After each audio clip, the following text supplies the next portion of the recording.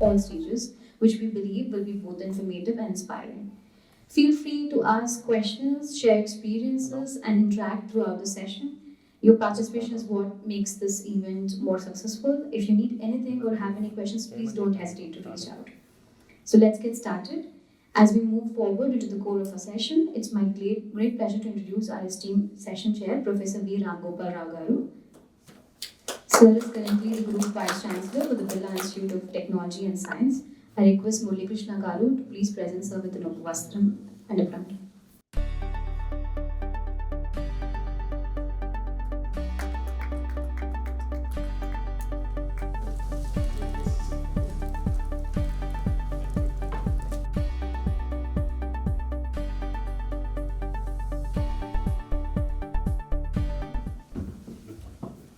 At the outset, I would like to thank the organizer, SRIVT, to invite me to speak on this occasion. It's a great initiative of SRIVT because a lot of action is happening now. Actually, a lot of activities, a lot of action. Why I'm saying? Because this is the need of the hour to organize such conferences. And I've seen the list of the speakers, the wonderful speakers. It's amazing to see so many these speeches, particularly on the connection of the ancient India and then the modern technologies. So that great thing happening there, and they have the research labs also, wherein they are connecting the history, the old ancient technologies to the modern technologies. But in this, the educational institutions also have to play a role, and hence the Shastri Garu invited me to this conference. Then he told me that on startups, I think today's morning session is on that, and parallel sessions are going on. In this session, he told me to talk about the startups, and then what is the role of the institutions, what way the universities and institutions should help in increasing these startups. If we see the, I think 2013 onwards, 2014 onwards, the government of India is emphasizing on startups. There's so many initiations happening in the country, particularly the Startup India, then Make in India. So many things have come into the existence. Then if you see the current scenario, of course the last 10 years, it has grown up to the next level, and right now we are the third largest country in the world for the startup ecosystem. We all know that. Now we are having 111 the startups that have matured. Like we have almost 350 billions of US dollars of valuation of those the unicorns. Because then basically why it has happened, there was a resolution, or there was the focus of the government towards this. That is why we moved to third the world's largest ecosystem. But then to reach to the top, we all know that the Viksit Bharat 2047, where India should become developed country, developing to developed country. In many areas, we need to progress. Of course, the scientific publications, then we are fifth in the world or fourth in the world. Then patent publications also, we are fifth in the world. In many, of course, academy also fifth in the world. But these all things have to move up. To move up, of course, there are so many factors, like the GR, gross enrollment ratio, should reach to 50%, and then implementation of NEP 2022 make the gross enrollment ratio up to 50%. Then with all these efforts, by 2035, the gross enrollment ratio should become 50%. With all these efforts, India will become the developed country. Coming to the topic for today, the education institutions have to play a greater role in encouraging the startups of the students. Then now all the regulators now, particularly AICTE, then UGC, they are all insisting that every university or every institution should have the innovation cell. That is again a great move of the government. Then why the innovation cell? Because the young minds will have the innovative ideas to bring out the potential, the hidden talent of the young minds. The innovation cell or innovation ecosystem has to, or innovation and incubation cell has to be started in these universities. In that context, then many institutions have started their innovation cell. So then what are the objectives of this innovation cell? Again, first thing is to bring out the ideas of the students. Around 22 years back, when I was doing PhD in IIT Bombay, that time the IIT Bombay used to organize the innovation competition.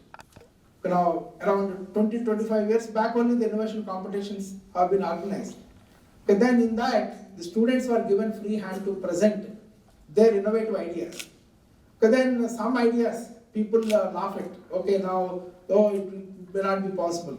But around 25 years back only, in that those innovation, the competitions, they were presenting about the flying vehicles, or flying bikes, or flying cars. But then slowly it is coming true. That time people said that no, it's impossible. It's not going to happen. Then similarly, the solar planes also were presented in that 25 years back. But everything is coming true. That means the students have that potential.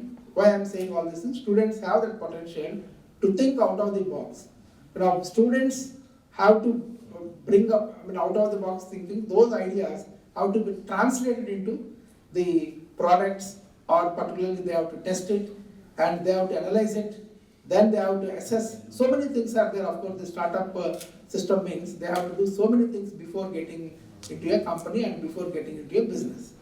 All that knowledge, all that the transformation from the for the students, the institutions have to provide the facilities. Then the students will come up with new ideas, and students will come up with innovative thinking, and all that will translate into startups. Particularly today's topic is that how to bring out the potential that all institutions have to take care. So then I'm talking about only the education institution point of view. Okay, then what at VIT Andhra Pradesh, we are also getting into so many of these things, like we started innovation and incubation and entrepreneurship cell. But the purpose of this is to organize the competitions among the students, and then getting some innovative ideas. If that having the innovative ideas, if they present, the university is supporting internally. Okay, then we give the funding for them to develop a prototype, and then test on that, and then do support for the students to getting into the startup. Then of course there are various steps, but then funding is very, very important. So if they have the idea, if they don't have money to make a prototype or take it to the next level, then student idea, they will lose the interest. Once they lose the interest, then again it won't come up.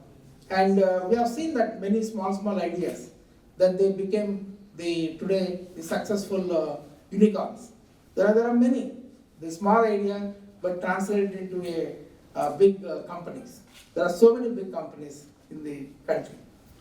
Then another area where the institutions have to focus is the IPR side also.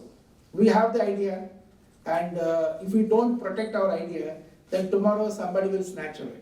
Therefore, the students should be encouraged towards filing the patents.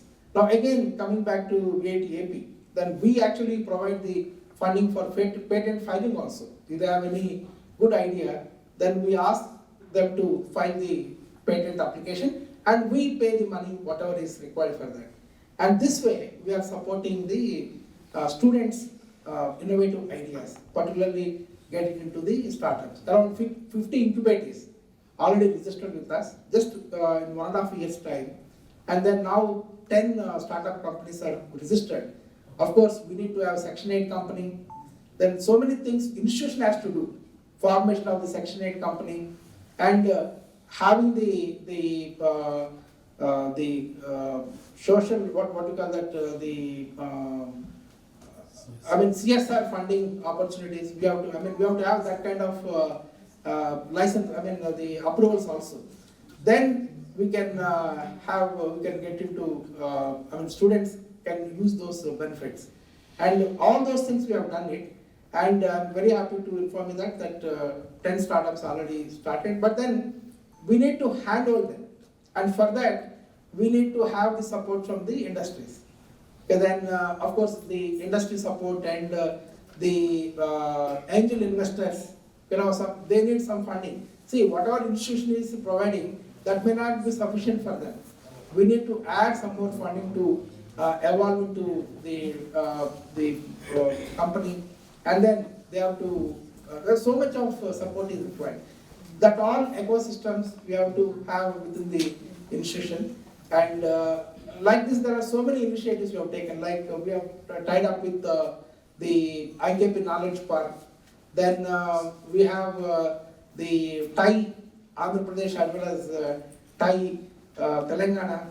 And in fact, we came to THUB several times to interact with the several industries here.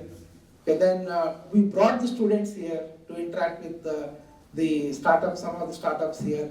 Like that, several initiations we have taken. But I'm talking about very small percentage of the students. 50 means we have 70,000 students. I'm talking about only 50 to 100 students. But then it's number has to increase further. Okay, then it's not even 1%. But we need to get into at least 5% of the students, get into the startups and then become the entrepreneurs. But this kind of scenario in every institution, if we do like that, at least 5% of the students are getting into the startups and then becoming entrepreneurs, then your institution is successful and India definitely will become the developed country. Okay, then, of course, how many minutes I have, sir? Sir? 2 more minutes, okay.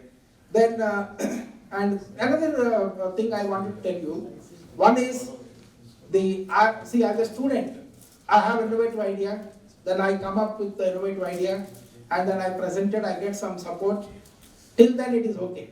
Then, there is another pressure for the student from at home. If the parent don't support also, this will get into zero. Okay, they will not come forward and then get into the startup. Because they will say, no, immediately after my graduation, I wanted to get into the job. Then my parents are forcing me to get into the job. Then that time also, the student startup will die. Therefore, there is a support required from the parent side also. And then, but the student has to explain clearly to the parent. And the institutions also have to play a role here. Because we also have to interact with the parents. Suppose the parents are not agreeing, then interact and then explain them how he can become successful entrepreneur. And then we have to give the confidence to the parent that, okay, we will handle them. You don't worry, we are there with your son or daughter. Then let them take some risk in the life. Then like that, some confidence we should give to the parents, such that parents will again encourage their son or daughter, and such that they will become successful entrepreneurs. There are a lot of things at institution level we need to do. That is why actually this kind of the workshops or this kind of seminars are very much needed. How we can encourage the youngsters to get into the startups and become the entrepreneurs, successful entrepreneurs. There are several examples what I have seen. Based on that interest, they will become the successful entrepreneurs. For example, one student was very much interested in the wall climbing robots. But then he prepared a small prototype and then got some prizes in some of the competitions he participated.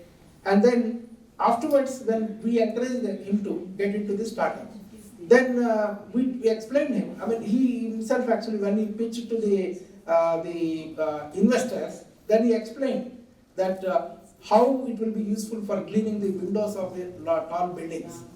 Okay, then he started the startup and then now he's into the business. He's making the mass production of the wall climbing robots which will go up to the tall buildings and then clean the windows. Because manually it is very difficult. People have to come down with ropes and then lot of risk is there. But the wall climbing robots, that is, it will go up to the top floor and then clean all the glasses. That's what is happening. This idea is actually, he is interested only in the robots, but then the application of that robot is helping him. Right? In that way, the students have the bright ideas, then we all have to bring those ideas, translate ideas to translate into product, and the product should become business for them. And then with this, I'll stop here. Thank you very much for giving me this great opportunity. Thank you.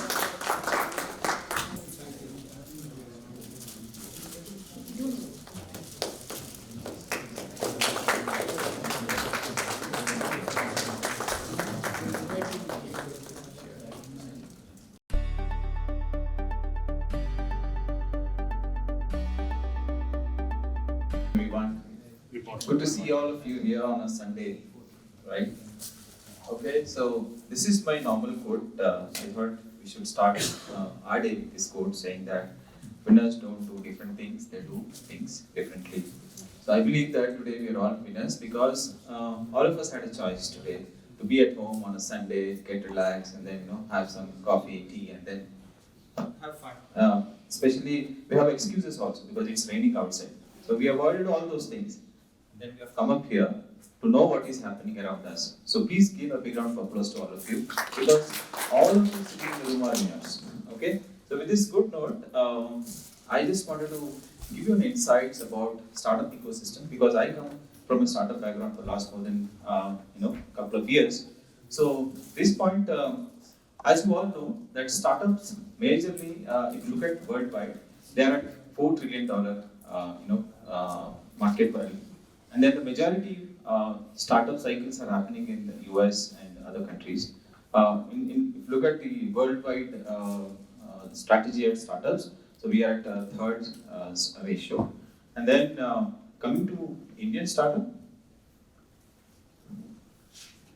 coming to the India, these many number of startups have been registered. It is 1,45,000 startups being registered through DPIIT, which is a central body.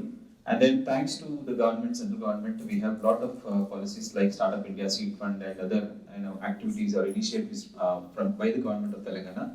So we've got a good number of startups coming up.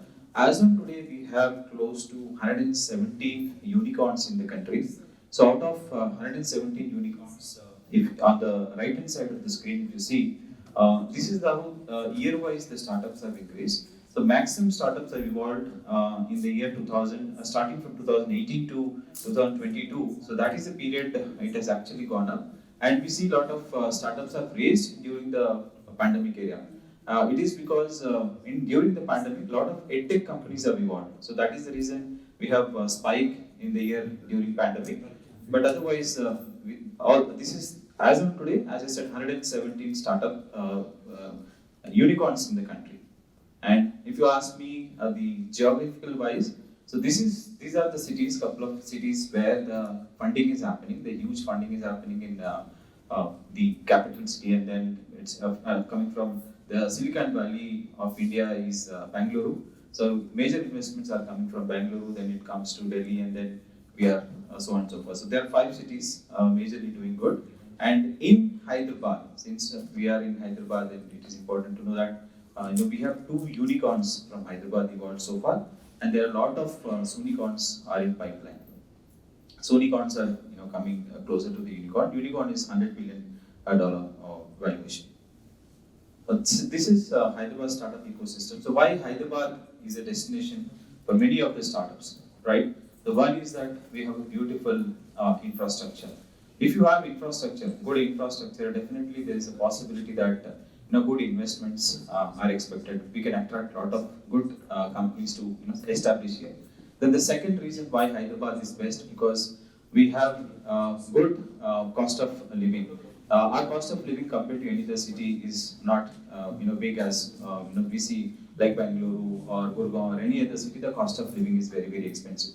So the cost of living is also one of the major factors. The third one is the government. So whether it is the previous government or the current government, the focus is on the development. So that is also one of the reasons. And then another reason why the startups are evolving in Hyderabad is the crime rate.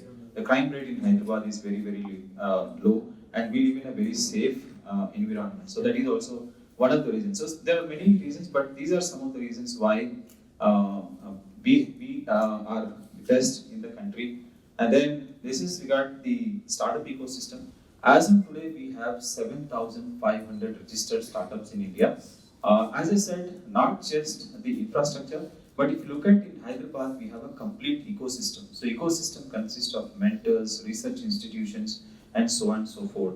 In fact, we have 100 plus GCCs, which is Global Capability Centers. So in Hyderabad, if you name Google, Microsoft, they all have their big campuses in Hyderabad. So this is the overall spectrum of Telangana in terms of startup innovation.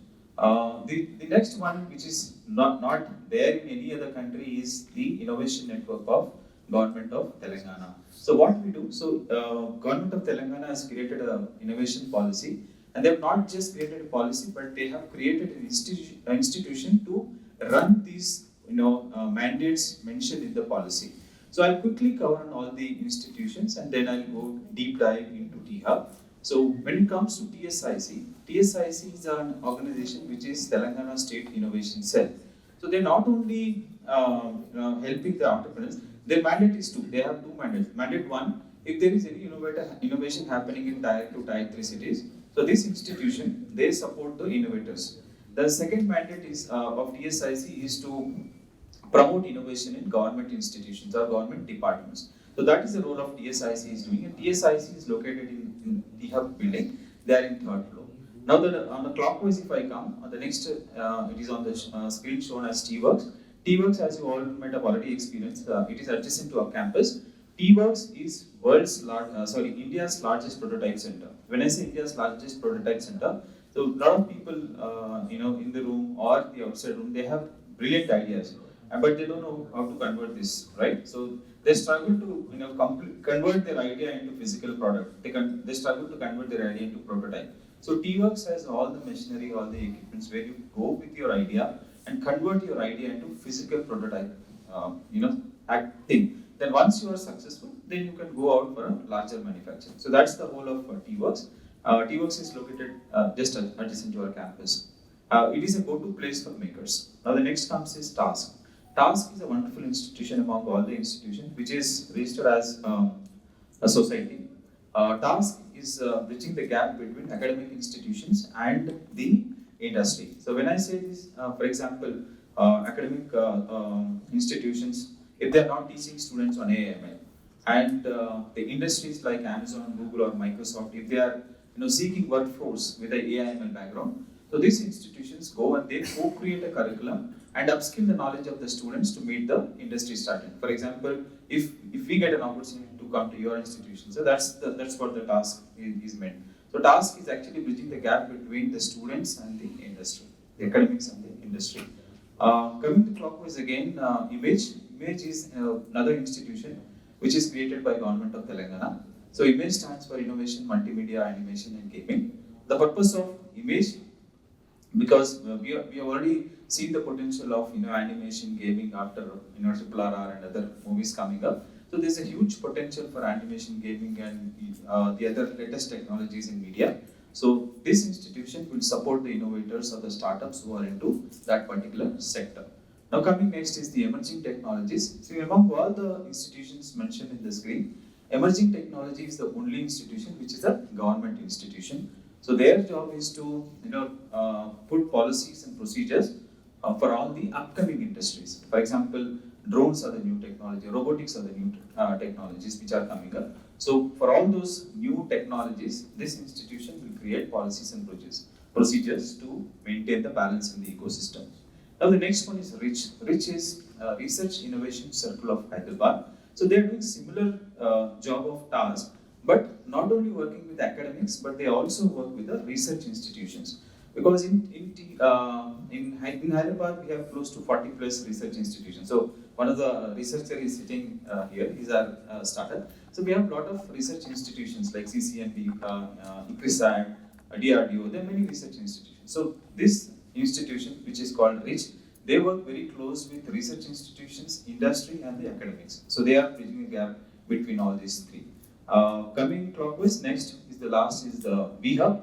VHub is predominantly it is made for women entrepreneurs. So if any woman wants to become an entrepreneur, she can go to VHub and take benefit and support from the government. So VHub is located in Ambedkar University. So this is the close spectrum which is nowhere in the country, and I'm proud to be sharing this information with all of you. So this is the Telangana Innovation Network, and I do a deep dive about THUB. So this is THUB which I represent proudly. So THUB started in the year 2015. So THUB registered as a Section 8 company with the support of government and the industry people. So that is why it is a public-private partnership in which we have corporates like Cyient, iLabs, Sri Capita and Tech Mahindra. So these are the corporates. They came forward and said, okay, the idea came from government, but we are there to fund THUB. So that's how the corporates been there. And ISB, IIIT Hyderabad and NALSAR are our knowledge partners. So that is why it's a combination of academics, corporates, and the government.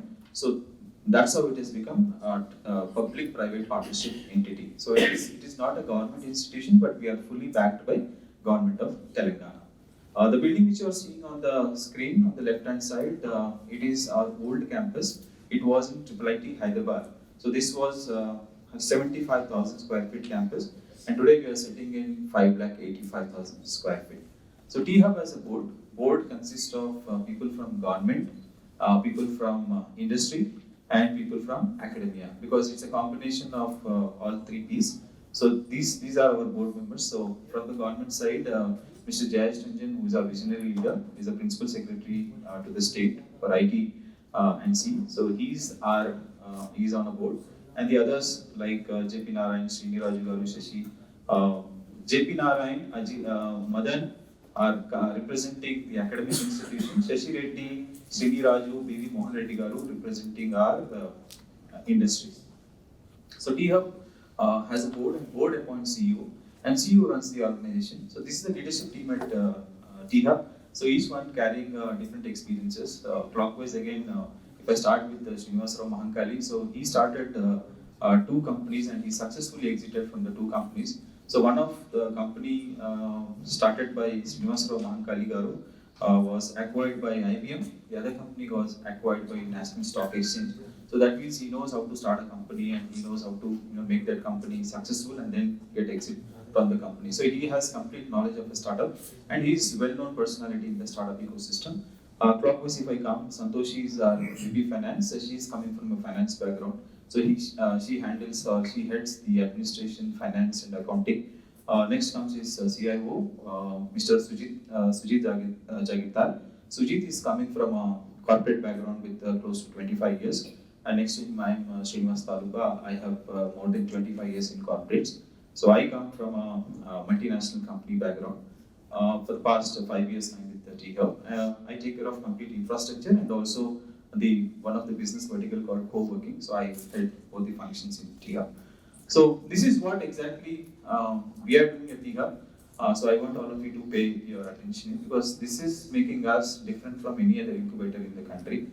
So we strongly believe that innovation is happening in these 4 areas. One is the startup innovation, government innovation, corporate, and the academic innovation. So other than this, innovation is not happening anywhere else, I would say. So whatever we do keeping startup in the epicenter. So when I say startup in the epicenter, for us, startup is the person, and then around the startup, we have created an ecosystem. So when it says the startup innovation, what we do is that we have a 6 M's and 2 P's methodology. That is our framework. So I'll quickly take some time and then explain each of these M's, which is making us different from any other incubator in the country. So first time it's shown on the screen is methodologies. So a lot of people have great ideas, but they don't know how to convert their idea into business. So that is where, as Sir was explaining, that we need support. We should support students or any entrepreneurs, because at the idea stage itself, they die because they're not getting enough support. So what we do, we run a program called Rubrics. So that will help startups in converting their idea into a product or a first business. So the first stage of the hurdle of any startup will be solved if you join our first stage startup. The second stage is that in the methodologies, a lot of people, let's say, they'll make this kind of a product, but they fail to take this product to the market. So that is the real problem of the startup. So we understand this problem, and then we run a second stage program that will help startups to overcome the second stage of the product. Now the third stage is very, very interesting. With the help of friends and with the help of colleagues or anyone, they'll first make a product, they get into business, and now they are, let's say, for example, they are making a 1 lakh revenue, rupee of revenue. Now they have an aspiration to make into 10 lakhs, or they have an aspiration to increase their sales cycle. How do they do it? They don't know.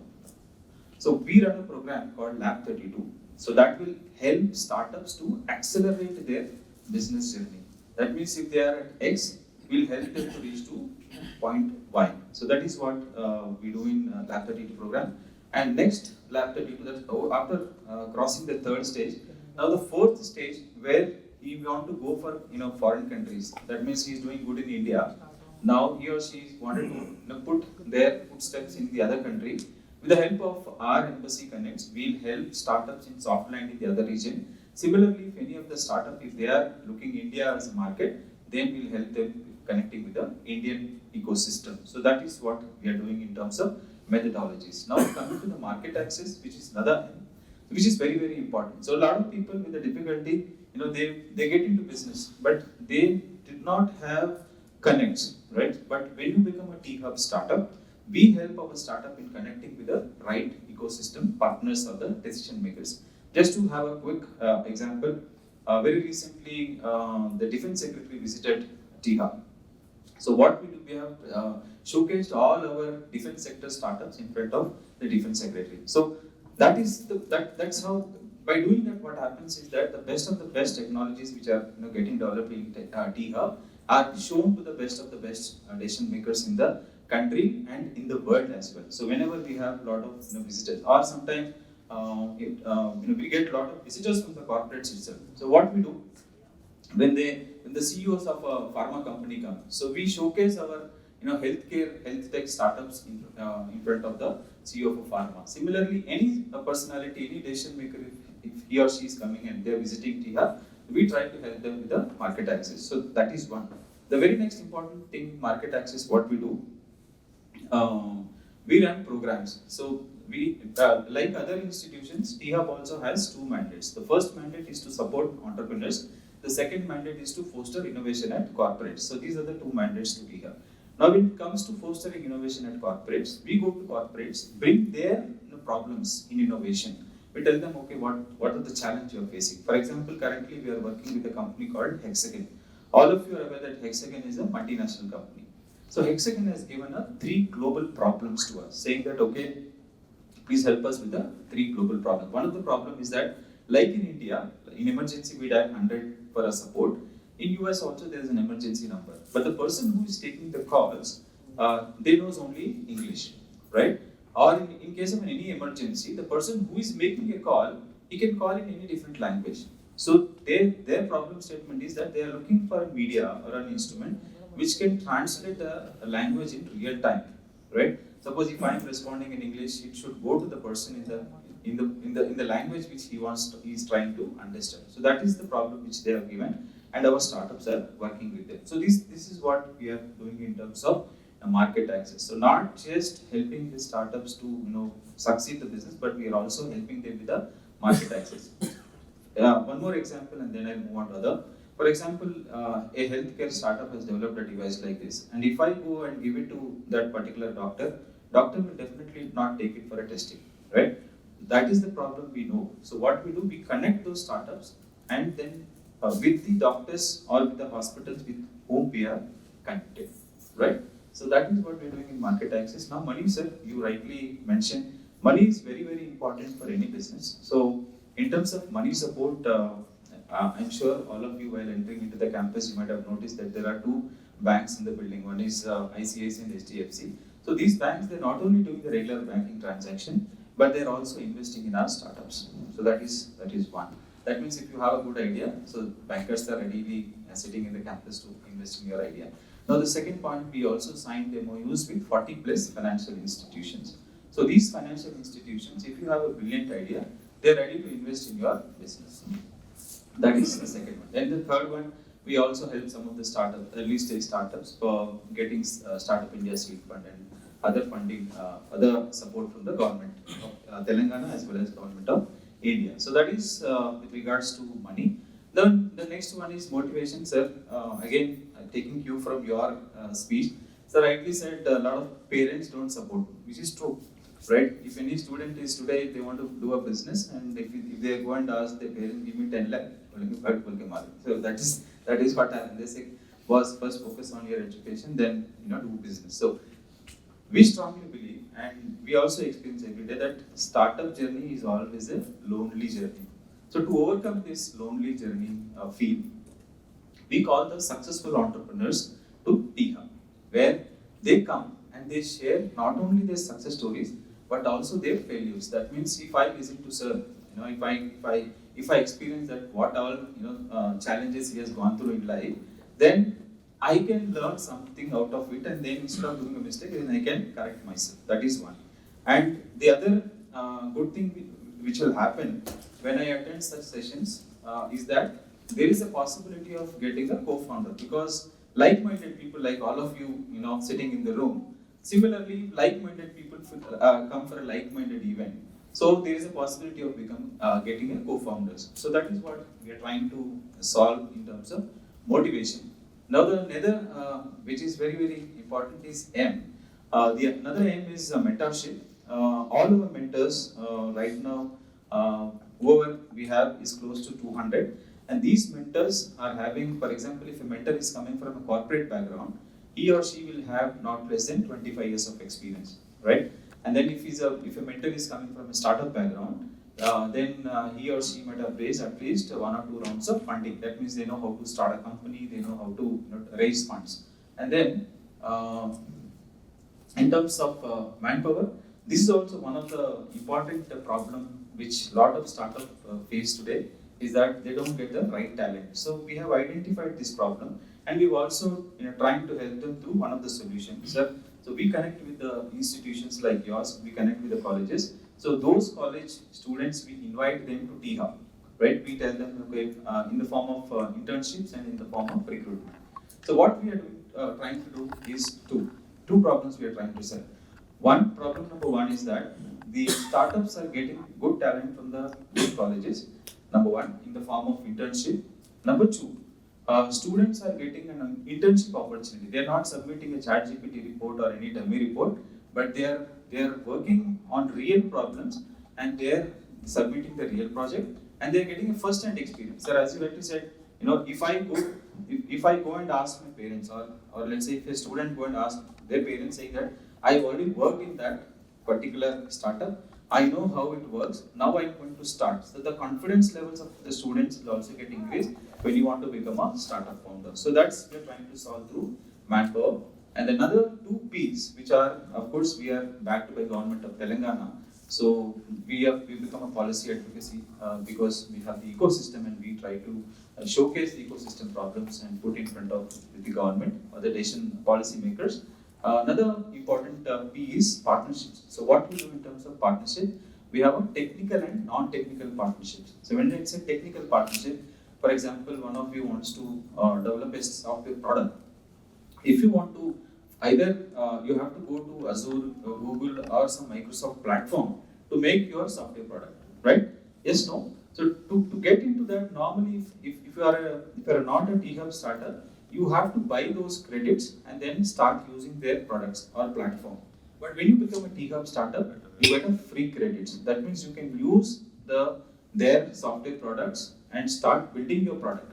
Once you build a product, then you can go for a membership based on your relationship with the product. But first, you get access to those products because you are a THUB startup. And then we have non-technical value partners who, for example, many people have idea to make product, but they don't know how to, or they do not have time to register the company, or they don't know how to make the salaries to their staff, or they need support for hiring the team. So we have value partners. We have close to 70 plus value partners in THUB.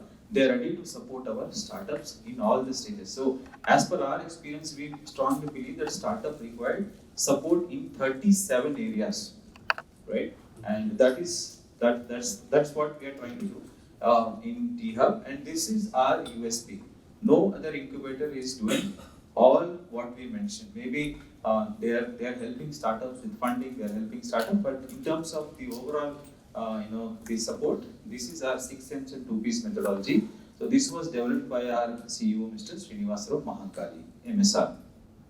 The next one is government innovation. So what we are doing in terms of government innovation is that the way we have ecosystem in Telangana, so we are also going and helping other states, other governments to set up the innovation network, which I have explained in the previous slide.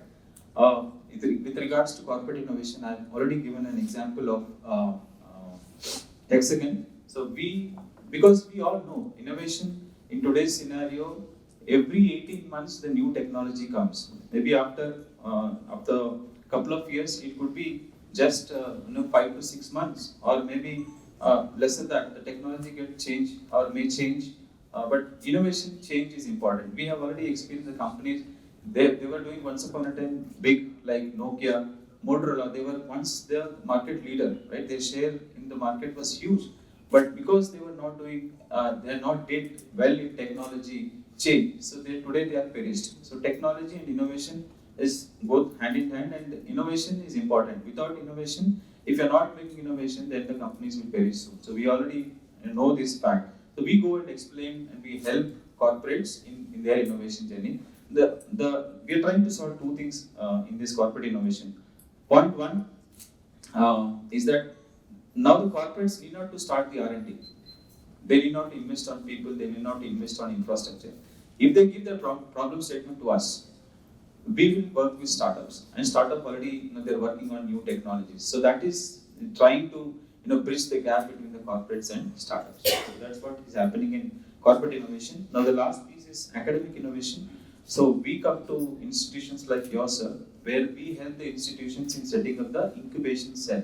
Like we generate ideas from the colleges with the support of your institutions, and then these ideas, if they are good, and then we bring them to THUB and we nurture further and make it to the scale up their business opportunities. So that's what we are doing in academic institutions. So actually, I am done with the presentation. These are some of the impact numbers in last couple of years. If you have any questions, I'll be happy to answer the questions.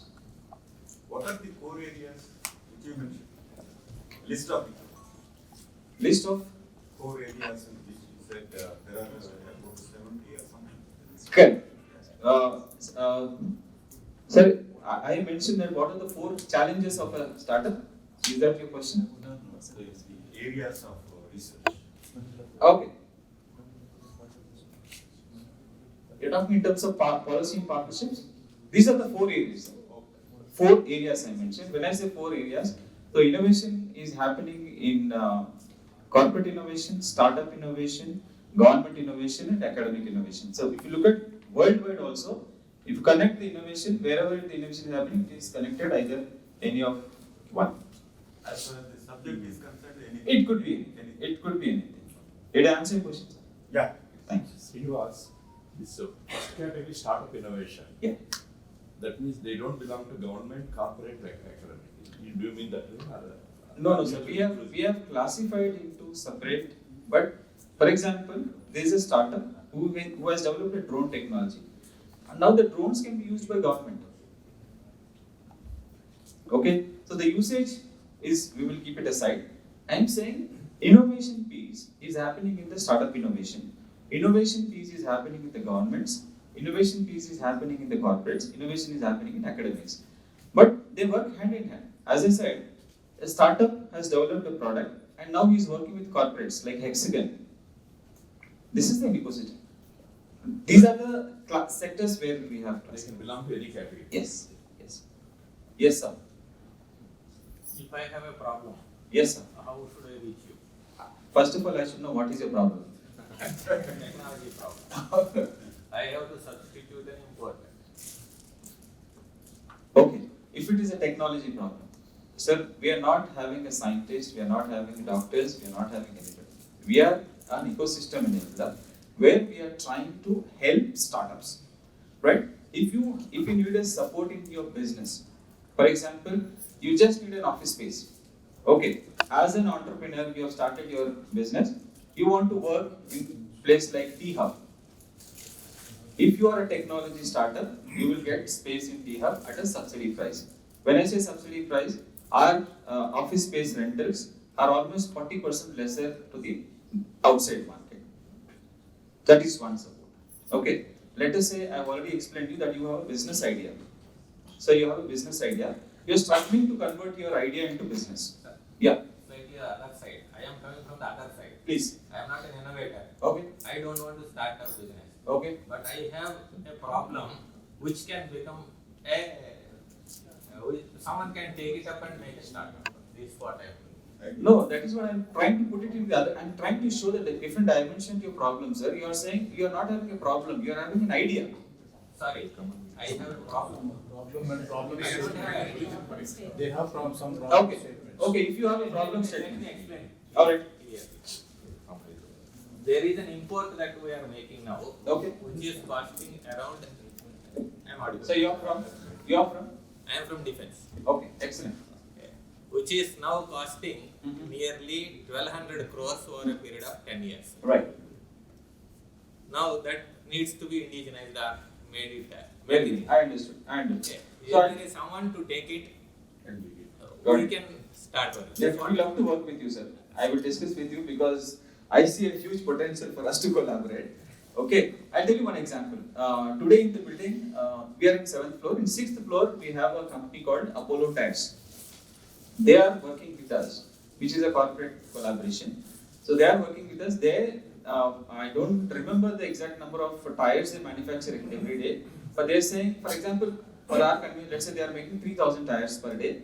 Now they want to increase the production numbers without changing anything in their manpower or anything, but they are ready to put some technology. So we are now working with the Apollo innovation team. They are sitting here and trying to increase the production in tire manufacturing. Similarly, there are a lot of technologies can be brought out in your supply chain also, sir. Nowadays the technology is like 4.0. That means 4.0 technology, I think some of the scientists are sitting here. The machine itself says what problem I am having. So the machine tells me that okay, I have done enough. Now my maintenance time starts. If you know this predictive maintenance in advance, then your downtime time is reduced. By reducing your downtime time, that means your production levels maintain the same thing. So we'll help you, sir. There are people, and we love to work with you. I will connect you with my colleagues. Then we'll work on your problem statement. I can share my number with you after this presentation. Then we'll definitely, because I see a potential in collaboration. That's my selfish interest. Yeah. How do you identify the what is that? You said mentors. All right, sir. Okay, good question, sir. So mentors, if you want to be a mentor, right? And if you are coming from a corporate background, you should have minimum 25 years of experience. Then we believe that okay, this gentleman is coming. Suppose if you are a marketing expert or an international sales expert, then you can help my startups who are struggling with this marketing problem statement. Or suppose somebody is struggling with an international, I'll give one more example. Sir is good in, let's say he's good in Dubai market, and one of my startup needs entry into Dubai market. Who will be the best person? The person who has already worked in that area with that 25 years of experience can be a better person than anyone else. So like that, we have 200 plus mentors. Is there any platform to register? Of course, yes. We'll have to have all the intellectual peoples like you in our pool, so that will benefit our startups. Yes, sir. Yeah, you mentioned that the ICICI and HDFC banks are offering funding for the startup. Yes. Is it like a seed fund or it's like a loan or?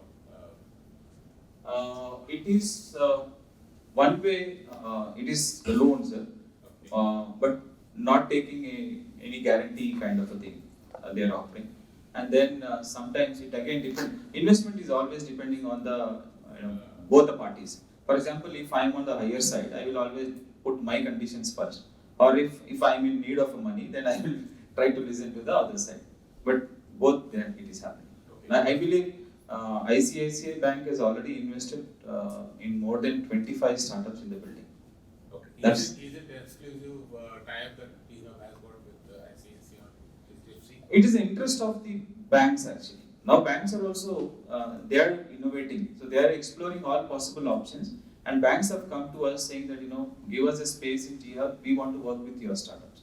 And the only condition which we put was, if you are investing in our startups, we will have to have the relationship with you. Thank you, sir. I would now like to invite our session chair, Ramgopal Garu, to felicitate Srinivas Taluka garu.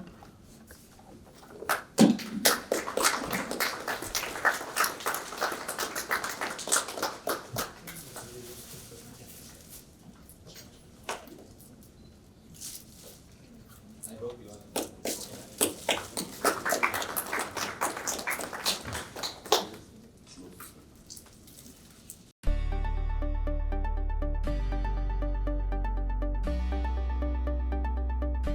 Good morning to all of you, of course.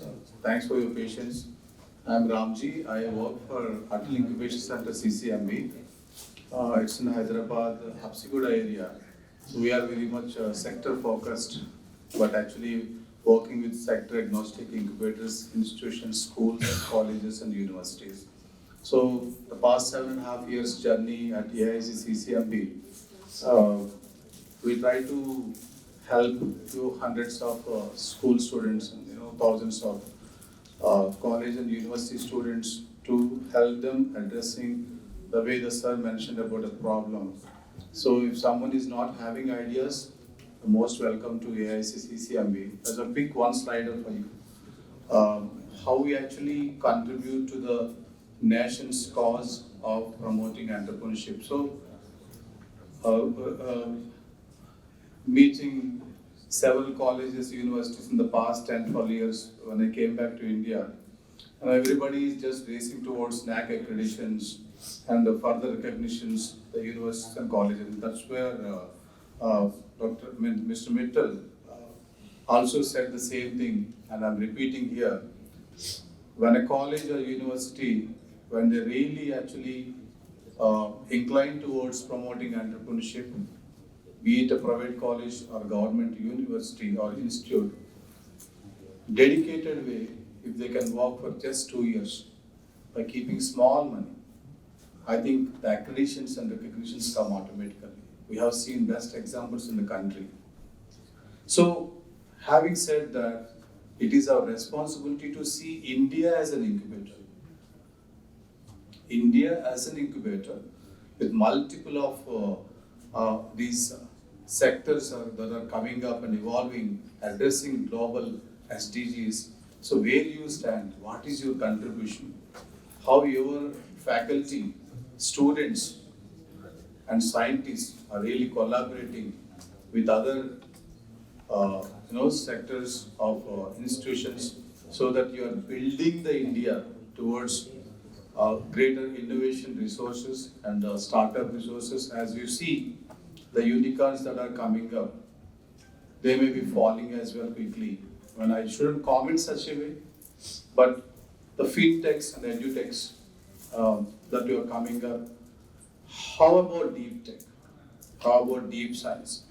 That's where, when you see the post-pandemic era, the past 3-4 years, I think the small invisible virus opened our eyes to a next level where you're a bit scared. At the same time, you got some energy and strength out of that threatening or warning, where we all work together, all ministries really working together to address the problems that we have around us. So, how we do at our incubation center, probably, I think here some of the students I see, some of the startups, some of the enablers. As you grow as an incubator, you have to actually join your hands with other incubators, other institutions, corporates, CSR, because whatever the previous speakers or maybe future speakers that we going to hear, everything is here in this slide, one slider. That's where we build the healthcare incubator in the past 7.5 years. We actually partnered with several global partners, agencies, which address some of the very interesting and unique areas. Why to kill animals in preclinical trials? What are the alternatives? Because animal killing is already a gold standard worldwide. But whether we can make small organoids, organs on a chip, we need engineers, for example. We are biologists, but we need engineers. So welcoming them. Past 5 years, Human Society International India and the Center for Predictive Human Model Systems. So we want to work with those systems biology people, engineers who can make devices, where we can understand these models on par with the animal models. And again, programs, many of the incubators will be having MIghty programs, DST, Nidhi Prayas, seed funds, etc. But quickly, as someone mentioned, the sir from defense mentioned about we have the problems, but we want innovators to take it forward. So that's where the Spurs program we want, Binax program. Anybody under 35 years of age, they can come, no ideas, just your curiosity and enthusiasm, that matters. And we send them to the fields for 3 to 6 months to identify those problems and problem statements, come back to us, about 150 to 200 problem statements. We filter out with the mentorship. Top 5 problem statements will be picked up and address the solution then, after 6 to 8 months. Don't come with the solution first. So there is a very systematic way of nurturing these young minds to address our own problems. So now the coming up call maybe in a month or so on sustainability. I mean, where you can say climate resilience is one cycle, but there are other 2 cycles you can look up. Is farm to fork and also public health. So next month probably will be Pathak will be releasing the call. So look at all the programs. I'm not going to tell about each and every programs. Even CSR, as sir mentioned, generally they don't actually invest in the startups, the CSR programs. At least as a small cash award or a small grant, I think that's a big boost that universities and colleges can look at it. And these can actually further getting more money from the incubators like us or ministries like us directly from different DST, DBT, etc. Other research works also that we do. We need people like you. We need skill, talent. Gates Foundation gave almost 220K, about 2 crores or 2.3 crores money for mRNA vaccine for tuberculosis, because we did some level of studies on the COVID, and now probably Mpox is one thing.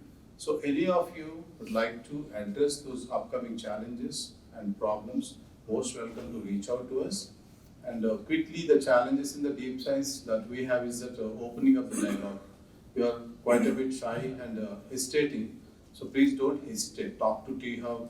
As someone asked about the tech side, we are there, because monthly once or twice I come here to interact with startups in the healthcare and life sciences, although they are very sound in edutech, fintech and other techs. So please try to open up the dialogue, visit your institutional innovation councils, IICs or EDCs or incubators, and put forward that question or an idea, so that we are there as an enabler to help all of you. So please try to look at our website, look at AICs or any other incubators in BITS Pilani. They are also having bio-CPS program. Like we are actually addressing, ICT interventions in healthcare. If you have a data, if you want to analyze for identifying some rare disease or something, or maybe identifying AMR situation in sewages or maybe industrial waste, whatever, and there could be some solution that you are bringing it, right? So don't restrict your ideas and what you can say, thought processes to one particular product or domain. That's very important for all of you. I'm a zoologist, I'm an animal scientist. I never started a startup. But my job is to actually join your hands, connect the dots, that's it. So please try to talk to each other, come back to us and ask us anything. I mean, you can write to me, you can find me in LinkedIn, Ramjee Pallela. I'm happy to help and connect to enablers as well. Thank you so much for this time. Thanks for the opportunity. Any quick questions? Do you, these are different question. Yes, sir. So, there are so many patents are being given in different sectors. Let us take your own sector. Do you make any attempts to talk to those people who own the patents and to go for the commercialization? Good question, sir. Thank you so much for asking. So, our own startups, they actually make the patents and all, but I'll tell you right now one case where someone actually developed melanin actually. So, melanin produced, they actually got the patent last week or so, so again they came back, whether this can be sold. So now we are trying to actually identify those industries, trying to connect. And actually I told them to reach out to, we have 7 TTOs by the way in India, our technology transfer office set up by Bharat. So IPP is one, so I told them to reach out to them. Otherwise we also mediate because my forte basically into grants, funding and tech transfer. So we actually identify some companies who can take up this technology. So I review many bilateral projects, the Yes. 20 lakhs. Yes. So many patents are being awarded and they're just kept in the dryer. Absolutely. This is what India is another smaller, big gap I can say. Lakhs of patents, but ultimately what we are giving back to the government is just 8 to 10 crores per year. Just now I googled 23, 24, we had 1 lakh 30 Yeah, patents in the country. You are right. Still above lakh, but even yes, this medium, I think we have to, that's where the TIFAX and RDCs, I think they have to revive Play a their very roles. important role. Other innovation centers can see commercialization of the patents, Yes. validation of the patents. We are trying our best, but yes, some limitations. We have to see India differently from now onwards. So I can help. Thank you, sir. Thank you very much. I request the session chair, Ramgopal to prepare a statement. Yes, sir. Quickly. I have a very naive question Yeah, for please. CCMB and Center is Cellular and molecular molecular energy. We are working in an area where to capture ethanol as well as the CNG from the waste materials. Yes. So that is it's again a national goal, one of the goals for the country as a whole. Yes. While all the engineering systems are in place, but it's a big black box on Yes. how it, cellular and molecular level, how the anaerobic digestion happens. So can we work on that problem? Absolutely. CCMB per se is not working in the biofuels, but my previous organization, ICGEB Delhi, and ICT, IOCL, and also HPCL, they have independent mission mode projects on the biofuels. It's ethanol, because we targeted 20, but we could reach more than 5 to 7%. Now 30% is the target for 2037. So the target goals are increasing, but not the blending percentage. So anyway, now currently I think these 3-4 institutions they are trying to work out whether it's a high value alkenes, any hydrocarbons, etc. Definitely there's a good scope, sir. Now I think next 5-10 years completely green energy. So most welcome to address your question. Thank you.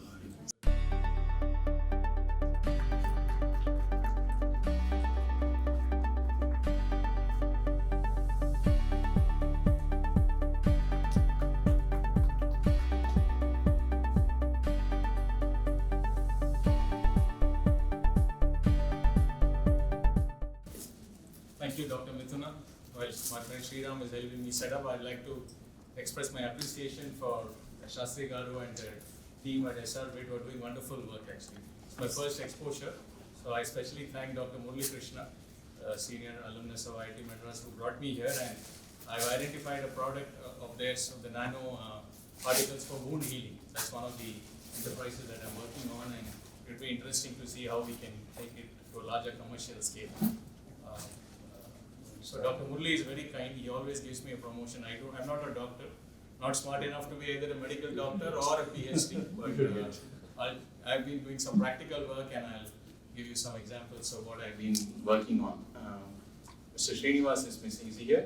From THUB. Okay, he's done. But it was a very, very nice presentation.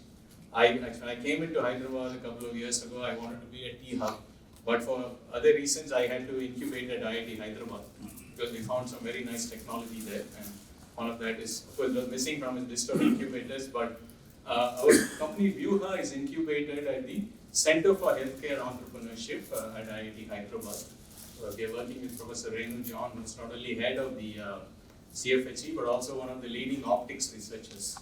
Incidentally, did his PhD from IIT Delhi. So he's one of our leading experts in the field of optics. Let's play a short video and maybe take a few minutes to walk you through some of what we are doing. Every 7 minutes, a woman dies of cervical cancer in India. Yet, majority of the women are unaware of the disease. In the fight against cervical cancer, early detection is the key. In a recent interview, Prime Minister Narendra Modi acknowledged the severity of the problem and has allocated significant budgets for the fight against cervical cancer. आने वाले दिनों में मैं cervical cancer को लेकर भी, खास करके बच्चियों के लेकर, मैं भारत में इस बार बजट में हमारी जो साइंटिस्ट हैं उनको बजट देना चाहूँ. While vaccinations are available for women in the age group of 16 to 24 years, they are ineffective for over 70% of the population who are at the highest risk of contacting the disease. We at Vyuha are trying to solve this problem using, you guessed it, digital pathology and artificial intelligence.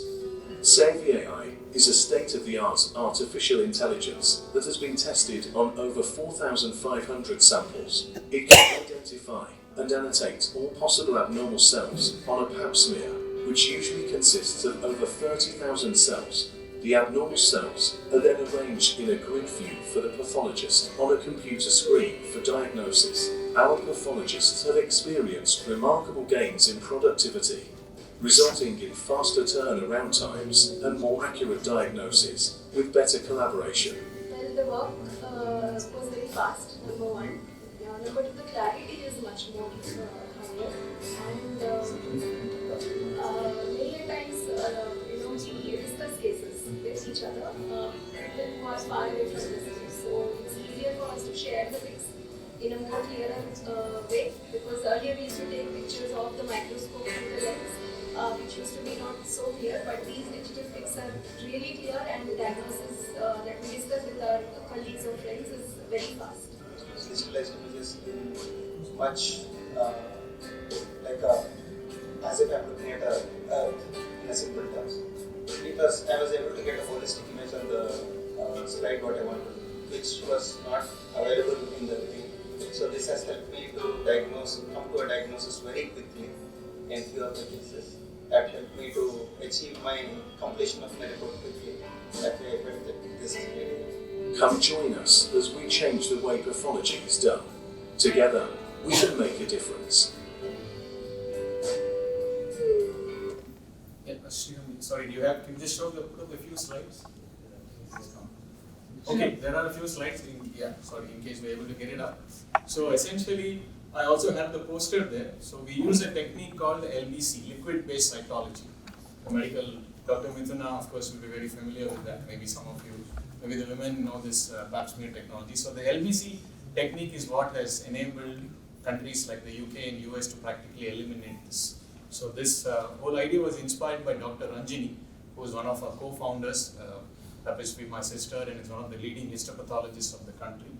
So she said, I want to solve this problem, and then we said, how can we bring technology to actually bear on this challenge?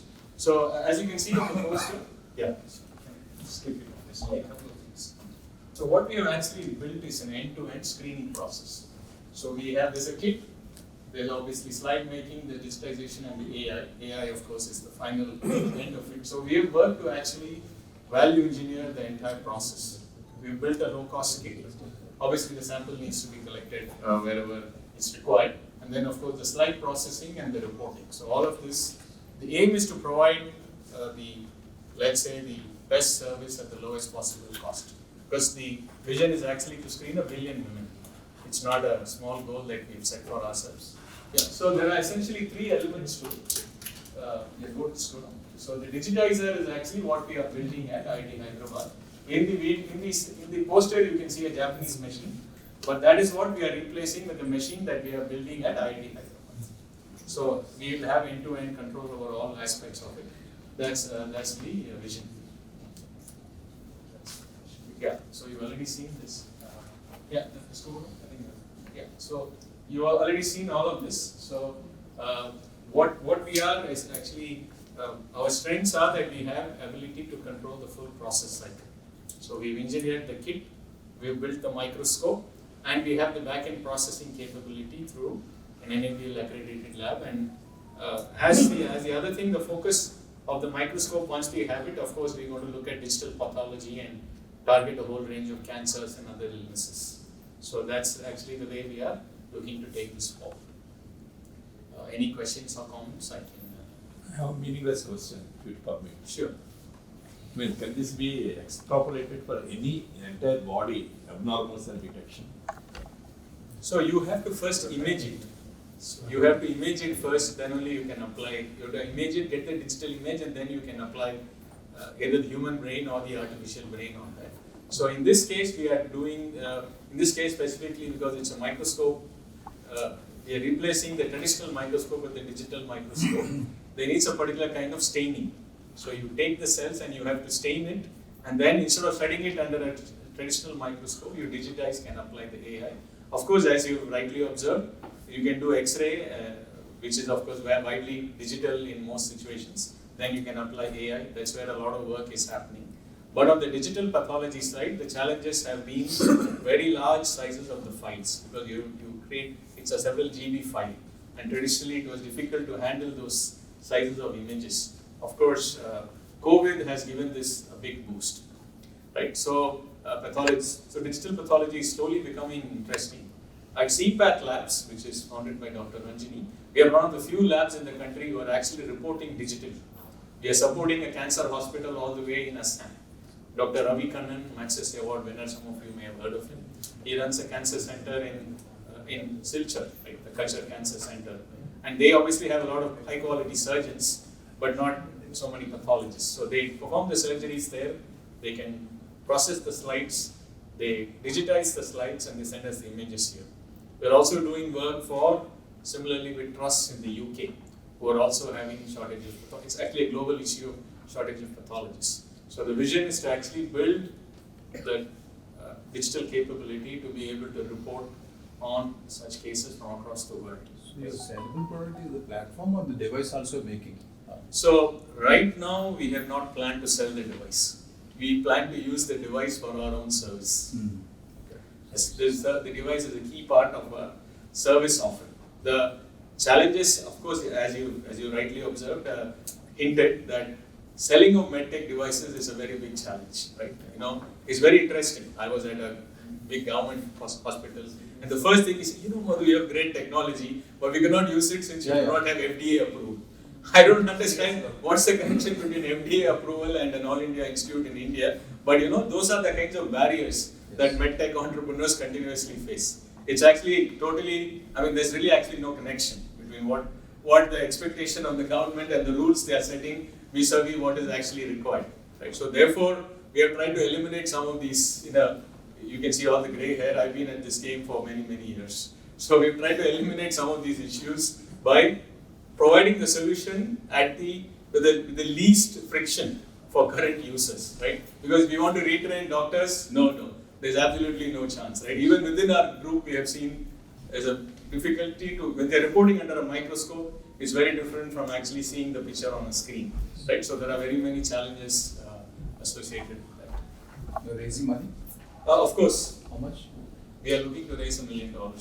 We have already actually friends and family funding completed. We have a round of, there's a couple of other things I missed, thank you for that. So ICMR has recognized our project as a project of national importance. We've just been given some funding to do more clinical trials and build on this forward. So, and we have a license from CDSCO.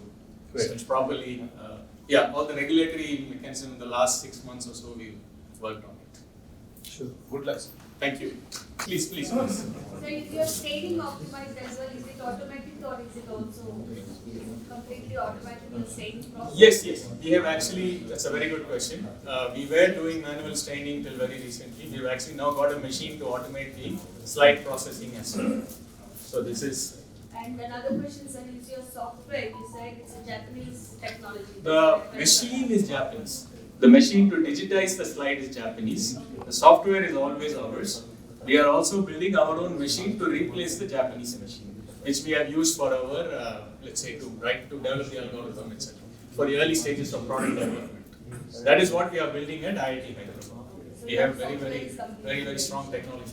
So your software is completely. We see ourselves as a technology company which is driving service using it. So both the hardware and the software will be ours. And of course, we can build as a background. My colleagues and I have worked in industrial imaging for decades. So we understand X-ray, ultrasonics, the whole range of imaging technologies, but from an industrial viewpoint. So in the last few years, we have turned our expertise into the medical side. Dr. Ranjini and a team of clinicians are supporting us. So that's the difference that we are driving. We build many systems that are in Boeing and testing oil and gas pipelines, etc. So I'm not as expert as yours, but I worked in imaging as well, and sure. With the breast cancer imaging. Sure. Where I've developed a technology with an Israeli company who runs the software. So okay. They wrote a complete software based on my requirement. Okay. I was a senior scientist for something like this okay. when I was working in UK. So they have a system that works. I mean, they can modify anything. They'll stay on site. They'll do anything that the client wants. Right. So that is something if you really would like to get sure. connection with them, connect with them, then I think. Sure. I would be happy to engage with them. We actually are looking to add on other services to our offering. So we are looking actually at innovative technologies for oral cancer screening and of course for breast cancer screening. We are in the process of developing our own ultra portable X-ray device. That's something we are really looking. We want to really be able to carry it. We have a very strong tech team. So we are working on further innovations. Great work. Thank you.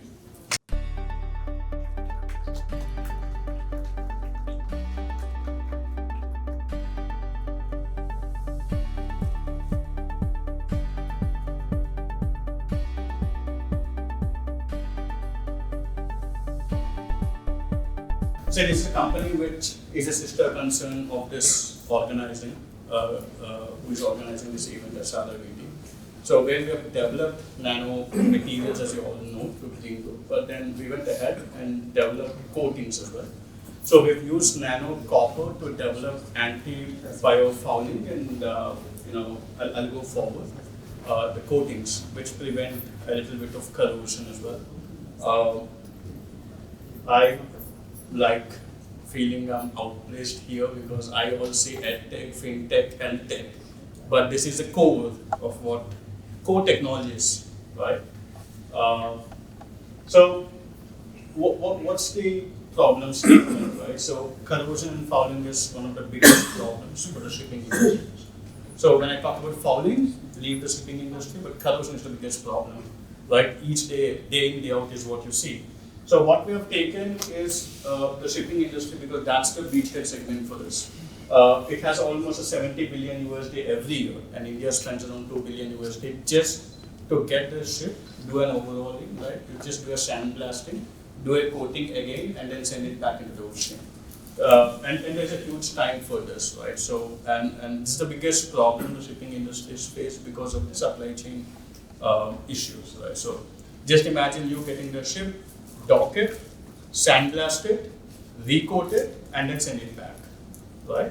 So it's the biggest problem which the shipping industry is facing as of now. So now what's so now the question comes, then why don't the existing companies do it, right? Now as I clearly mentioned in my slide 1, it's nano coating. So that for the existing companies to do, we have to have nanomaterials in a bulk scale. So this is where also we are trying to solve the problem, where our technology if you see here, our process is the last one which we have developed, is capable of manufacturing 1 kilogram to 3 kilograms per, or 5 kilograms per batch, with the same investment as your pulsed wire operation. And the yield of the nanomaterials which we are getting is 95 to 99%, right? And the interesting thing is, we don't use any harmful chemicals. It's native soldier as well. So it's a very clear green process which we have developed. And commercially exploitable, yes. We can do it in a large scale. We can give any companies how much of quantity they need. So we can tailor make the material as well. Now that we have now answered the solution of how do I get my nanomaterials to include. So the solution is for us not to make a paint. The solution is if we can give an additive that can be mixed with the existing paint which is available, right? So, and if you see the product and value addition, nanotech coating inclusive of USA is one of our closest competitors. And then nano clear coatings, copper coat, and then that's our company.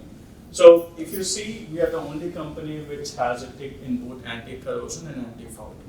That's because we are using nano copper and copper oxide for this.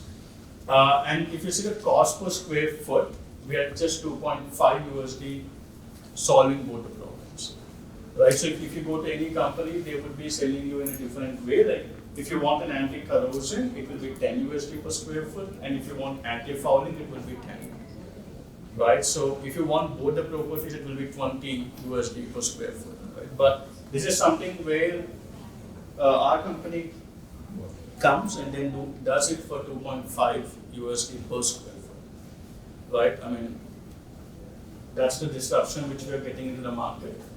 So, what is the process? As my father, Dr. A.B.S. Sastry said, we take just plant extract, we take a metal ore, and we directly get nanomaterial.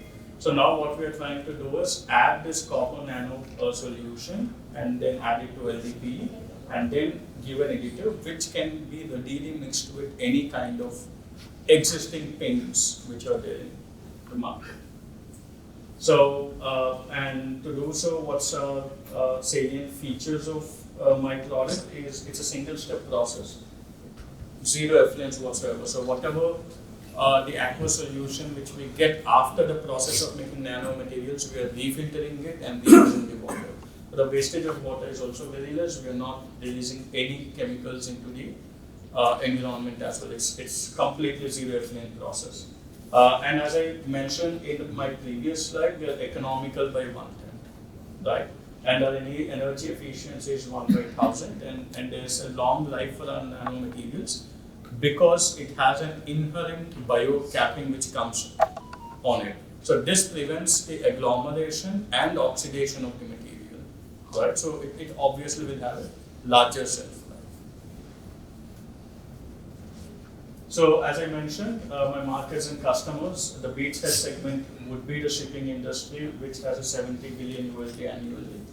And as I clearly mentioned, it's 2 billion USD in India alone, right?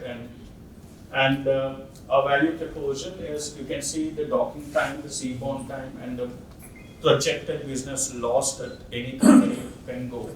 And if you see, we are very less in all the three, right?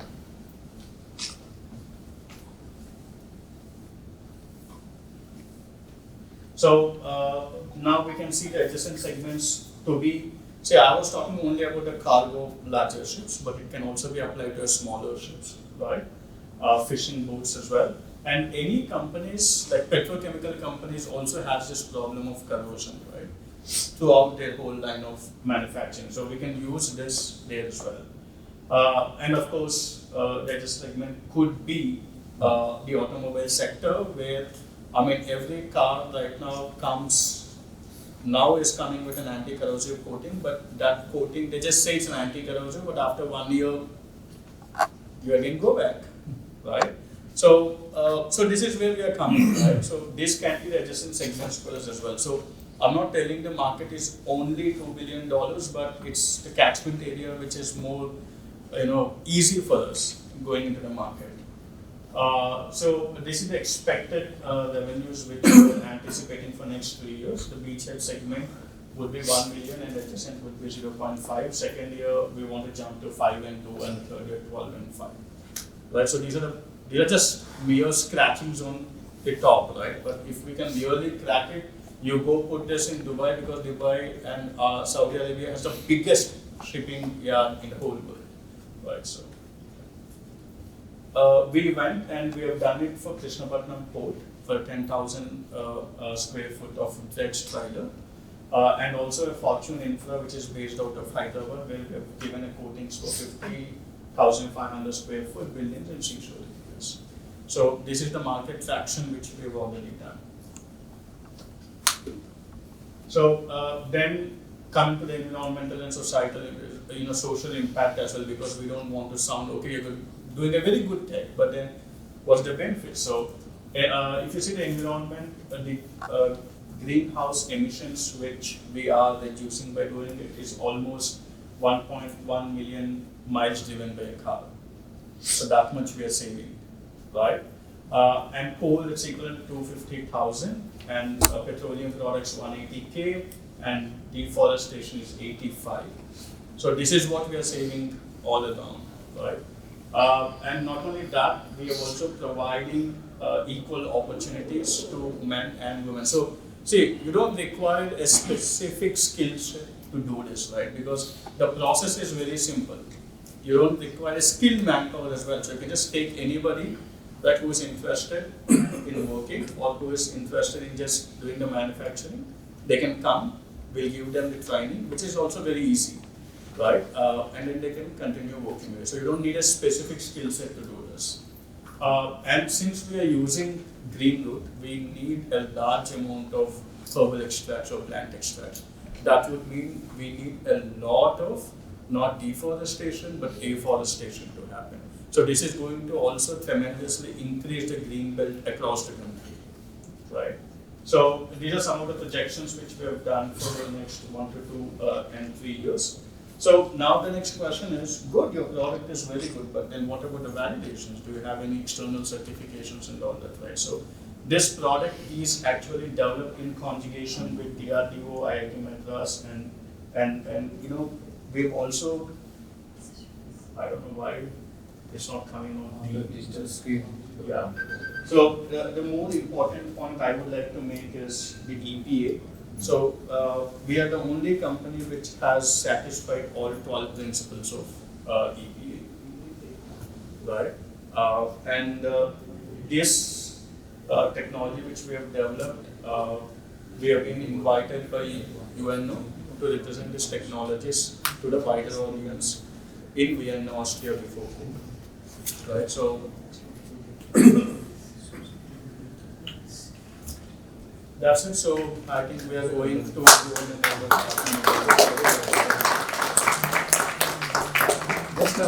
two things. One is about the scale. Second thing is about, I think, coastal buildings, where the corrosion happens. Even the Kali temple is one example. Where the bamboo replacement and steel replacement with bamboo. I think that's what third sector, but scaling is really challenging, I feel. That's why I say scaling of nanomaterials is our expertise. We are doing it already. The only problem with right now is taking this into the market, right? We are finding it very difficult to get investors because they don't understand anything on this. You say AI, you say ML, they are like, very good, fantastic, let's go into it, right? So, see, exactly. I mean, I have seen the stats that in India alone, 40% of the problems for the startups is identification of finance for them and also a perfect marketing team, right? And no, see, I mean, no one understands this technology. They are like, see, they have to wait. There will be a gestation period for this, right? And we are finding it very difficult to convince investors to, fund something. See, this is disruptive as well. Right, so the investors should have the strong heart to come into disruptive technologies as well.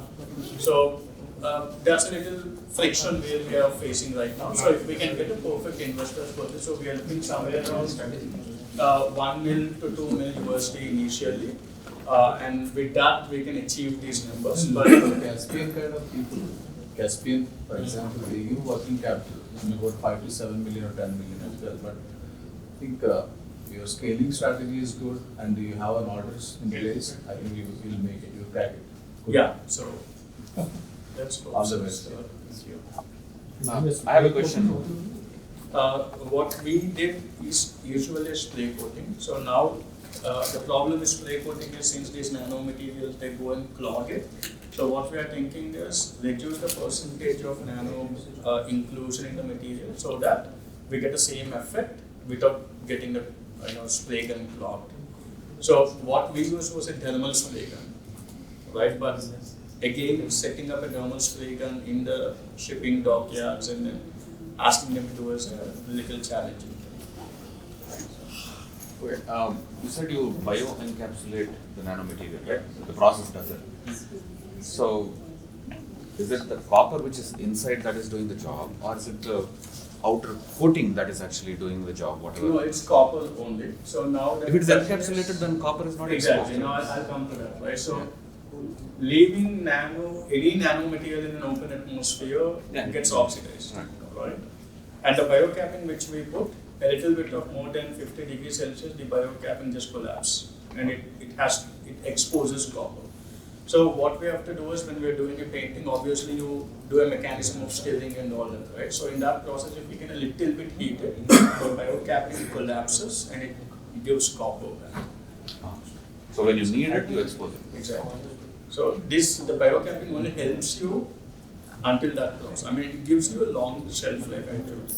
Because today, anybody who buys nano material should use it immediately. See, once you open it, they say you use it. Right. Right? So, I mean, I've faced this problem with many defense labs because we were closely working with Jodhpur lab on stealth technology. Right? They ask us different kinds of nanomaterials. And, the initial, since they are working on stealth, they didn't tell us what their specifications are, right? So they just asked for nano silver, and I think this first time that a company in the whole world has given 2 kilograms of nano silver in a single batch. We were the only company which has done it. So we sent this nano silver 2 kgs to Jodhpur lab, and they opened it, and they have used some 250 grams and 500 grams. And they thought that, okay, since we opened it, we did not really use the remaining 1.5 kilograms. They said, can we return this 1.5 kilograms? I'm like, can you tell me what the problem is? And they're like, we have opened it, so maybe it has become silver oxide. So no, it will be silver.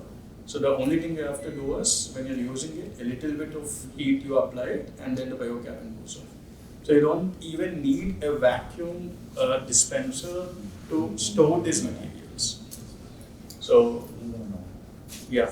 Could you please elaborate on your USP? Because I see a lot of green synthesis research happening, and green synthesis is quite saturated in the field of nanoparticles. Because since I have seen most of my batchmates work on green synthesis of nanoparticles, and the problem that I find is that green synthesis is not consistent with its result.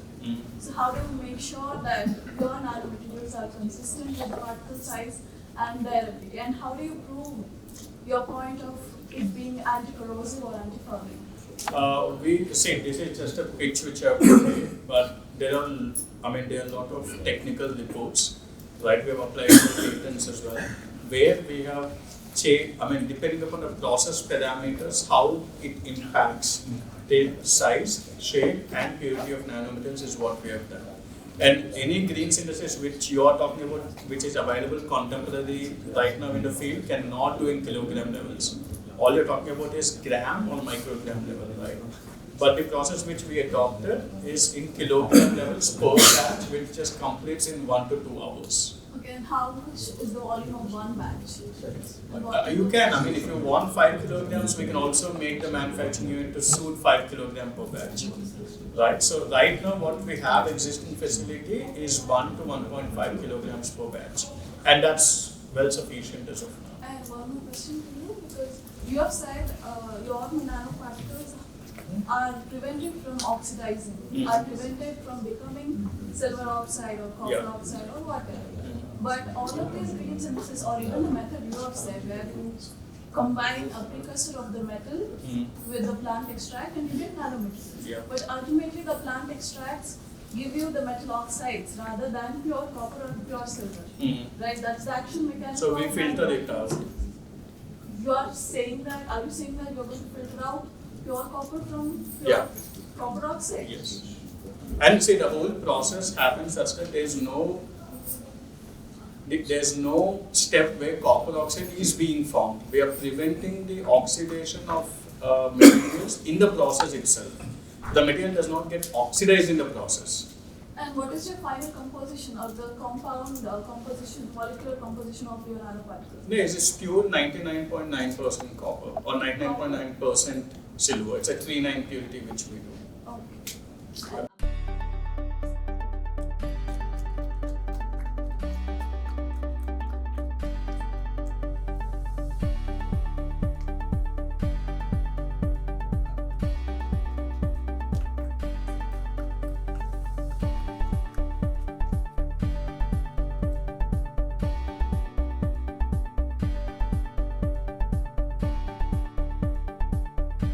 Yeah, very good morning everyone. I hope after Karthik Garu I am taking over. So I am Sriram. I am the project manager here at SRIVT. I did my masters in nanobiotechnology and I primarily worked on cancer biology. Later, after moving to SRIVT, I took up this role as a project manager after being in R&D. Now I would like to present to you the defense materials of SRIVT. SRIVT is actually the organization that is conducting this Icon Bharat on our 25th anniversary celebration. So I request all of you to congratulate SRIVT for not just existing but providing excellency in this last 25 years. So these are our defense materials that we are supplying to DRDO and ISRO. So we'll go right ahead into the pitch. So SRIVT, like I said, it's Sri Maharishi Research Institute of Vedic Technology, where our goal is primarily to use the indigenous technologies that are available in the Indian culture, I would say, and to utilize it for modern application. So first material that I want to talk about is nano-aluminium. We'll be covering nano-aluminium a lot. So what is nano-aluminium? It is a nanoparticle of an aluminium, and aluminium, when it becomes into nano stage, it becomes highly reactive. Okay, this reactivity can be utilized for multiple purposes for our applications. So first advantage of having nano-aluminium or any other nanomaterial is the higher surface area. So having more surface area means you get more area per particle. They call it surface to volume ratio. So each volume of particle will give you more surface when it goes down in size. So this extra surface that we have attained by going down in size can be utilized for reactivity.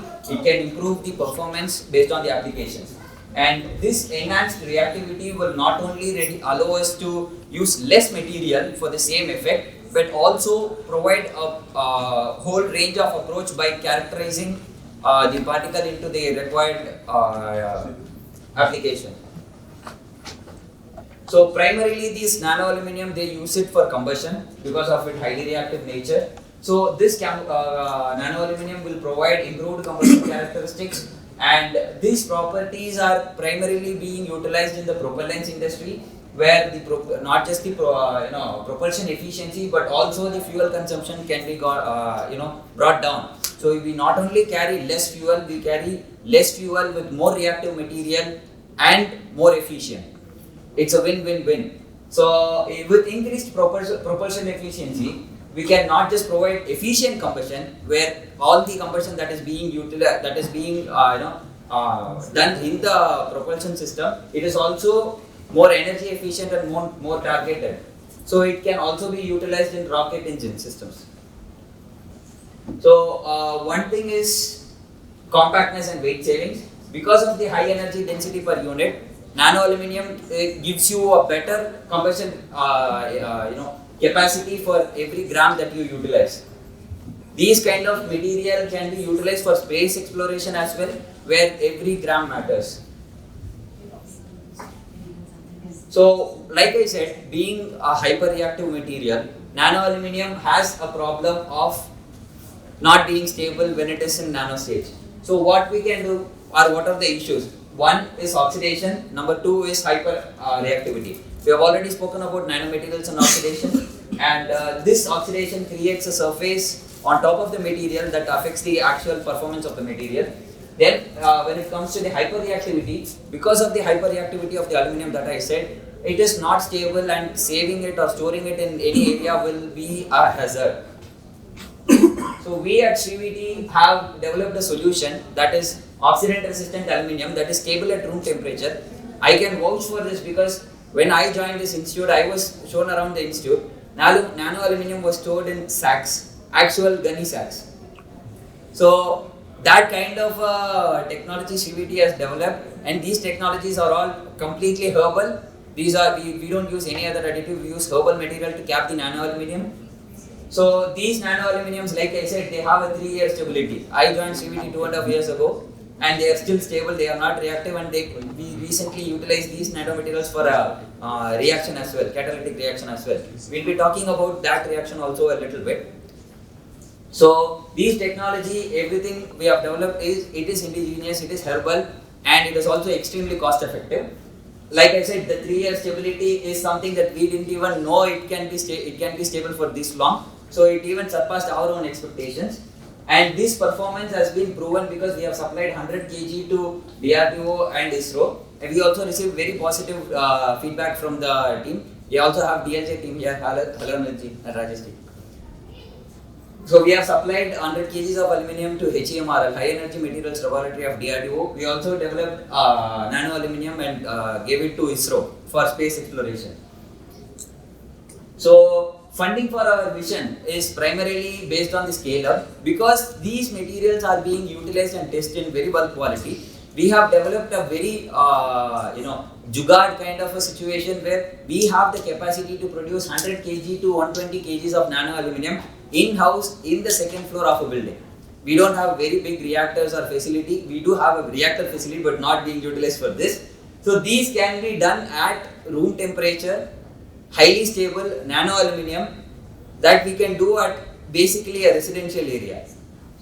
So the market potential is around 8.9 billion by 2026 is what we are expecting. This rocket propulsion system, they are also going towards solid propellants where next generation materials like nano aluminium and aluminum hydride are the future. Now, I just mentioned aluminum hydride. What is aluminum hydride? It is aluminum with 3 hydrogens. So, second material that the space and the defense is looking is hydrogen. So, what they do is with every atom of aluminum, we can bind 3 atoms of hydrogen. So, not only you get the reactivity of the aluminum, but also you bring hydrogen into the reaction. That again improves the combustion of the reaction. So, this hydrogen AlH3 material, it is not just utilized for this capacity. It is also being used as hydrogen storage material, which can be utilized in mobility sectors where hydrogen fuel cell based material, EV vehicles can be utilized, battery storage can be utilized, and even if the electricity department is ready to invest in the facility, you can utilize hydrogen based fuel cells for a sustainable future. So what is aluminum hydride? Why is it it is an energy champion is what we call. Why is it? Because it has high hydrogen content, it has very efficient release, and it also can be utilized for high performance propellants. So, and one other material that Karthik just touched upon, it is a stealth material, it is a coating material. So, we have worked with DLJ also on this. This is an zinc ferrite based coating material. It gives radar invisibility for the material, for the aircraft that are being there. We have been given a very specific frequency, and our material proved to be giving us the invisibility in those specific frequencies. So in the whole space economy, it is very much thriving now. So what we are looking at is around 1.1 trillion by end of 2025, and the innovations is very much in the need because with the development of AI and machine learning, the modern warfare itself has been changed. Every preparation that we have done in the last 50, 60 years is bound to be useless. Somebody with some guided missile from somewhere can see where the target area is. They can attack at the point of high population. They can monitor the area. So with these kind of technologies, what we need to do is to help these AI develop a better weaponry system. Give a better weaponry system to these AI so that it can not just be more precise and more efficient, but do it in a better way than the conventional systems.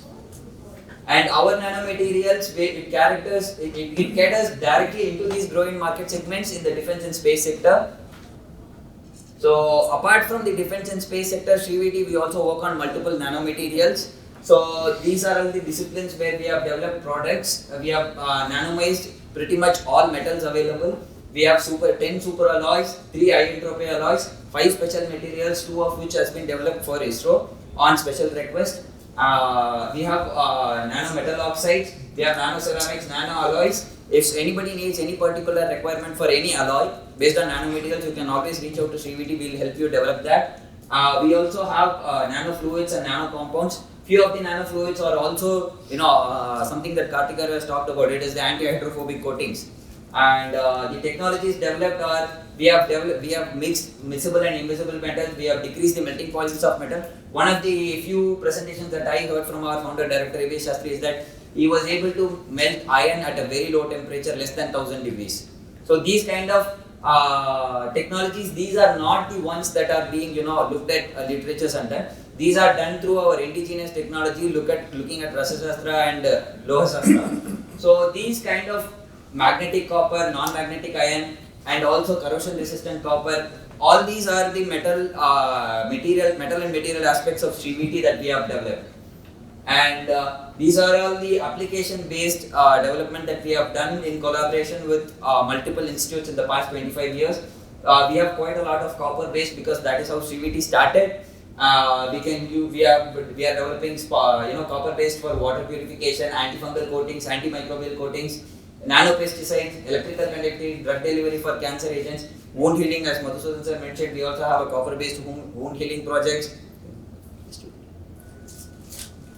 We also have other zinc and aluminium based materials, and right now we are working with DLJ on developing copper based inks for printed electronics, especially in the space and defense sector. So these are all the Ayurvedic aspects of it. Our founder Dr. AV Shastri, he comes from a background of Siddha and Ayurveda, and he is a primarily astrologer who stepped into science in 99, and 25 years later we are conducting an international conference here.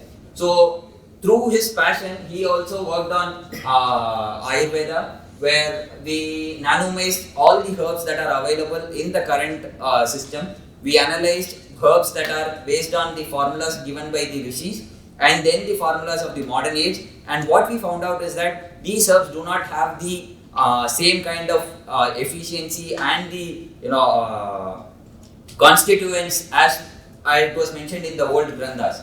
So what we have done, we have authenticated the herb, documented it, we have optimized the process, we have added nano and phyto ingredients, and we made structural modification through this nanomization.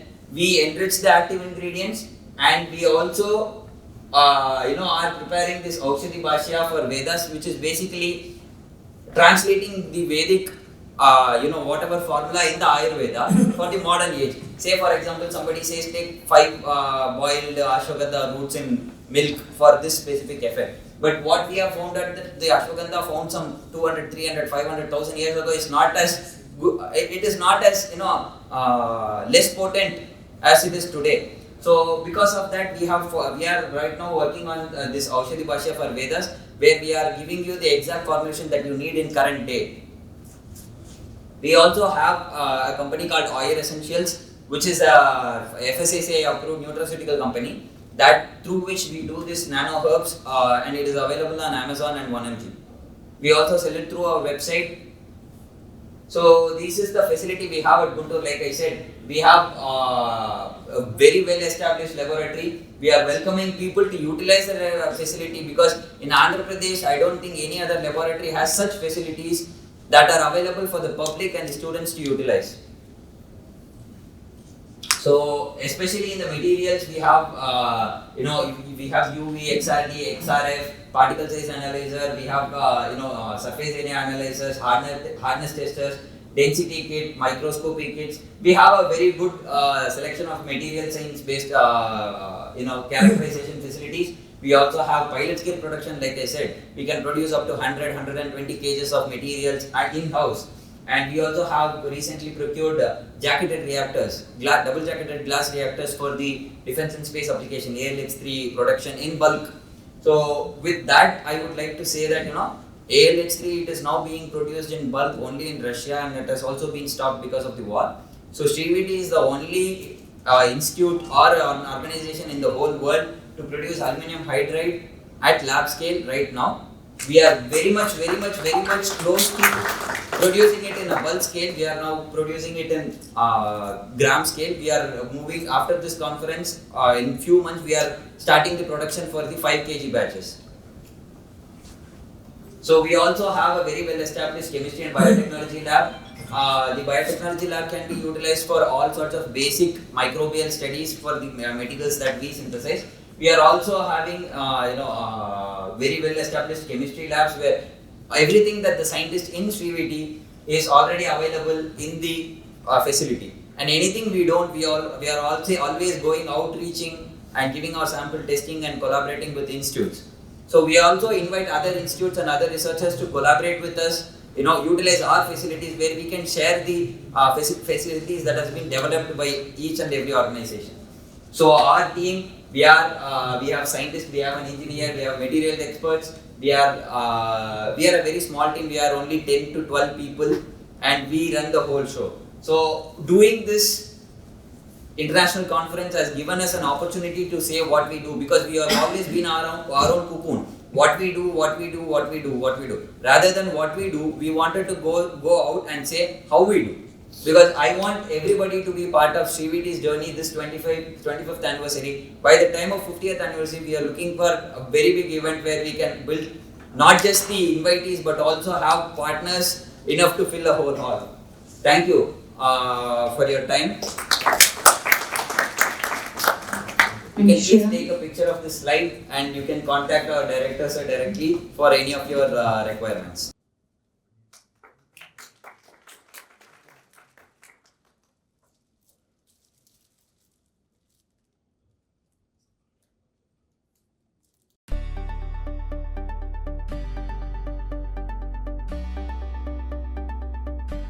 And today, as there were supposed to be a lot of students and startups here, which I would have liked to share this presentation with. So at least we'll start from here. Myself, Dr. Nanda, Kishore, and Dr. Shilpa, who is over there sitting, we both had a long journey. As being students, we went to the UK, we became scientists, then we became consultants, then afterwards we came back to India and started a journey of a startup. So that's what I wanted to share, a vision of how we did and what mindsets we had, what problems we faced, and how startups can overcome these problems. Arran Scientific is located in Madanapalli, which is near in Chittor district in Andhra Pradesh. Many of you would have heard of Rishi Valley and so we are based near there. It's a nice, cool place, and we had a wonderful setup.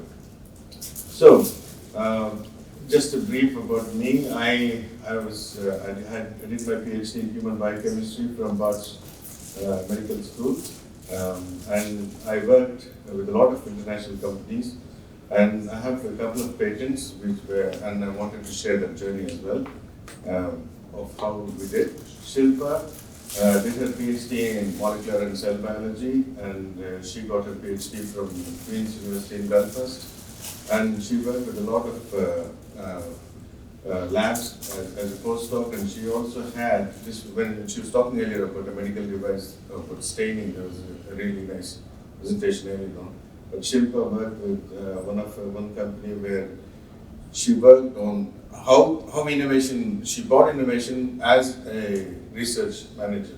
And we're also members of SRIVT committee, and we do a lot of teaching and training for students in Andhra Pradesh. This is our lab space. So what I wanted to share here is how just an idea. When I came to India, there was nothing. I just had an idea. I wanted my own research lab. I wanted to do my own work. And that passion led to this nice international research lab. And these are all some of the companies, past clients and companies we worked. We worked a lot with INV Shivakiran during the COVID period, where we developed titanium dioxide silver-based nanocoating mask. And I work with a lot of medical device companies, and we regularly consult about these things. What I wanted to share to students, if they were supposed to be here, and many of you have all been, but is if you really love, you can do great work, but if you really love what you do, and this is Steve Jobs, and I always say, because we had passion, we started a lab, and we are now doing a lot of work that we really like, and we go there enthusiastically. Every day we want to get to the lab, we want to do some work. So that's what any startup or company should do. And I want to talk about the mindsets, because uncertainty and risk are the main problems of startups. See, when I came, I had nothing. I didn't even have a space. I had to first fight with my family, get the land, have to do a building. Or nowadays, people go into incubation centers, startups and things. But what is it? I mean, if you want to become successful, you should be really facing risk and uncertainty. And you should have a growth mindset, because you should always be thinking positive. I had to fight with so many people to set up my own startup. But continuously you should learn, and you should always be adaptive. Never be rigid. Don't fix yourself with one thing. Don't say, I only will do this and this is me.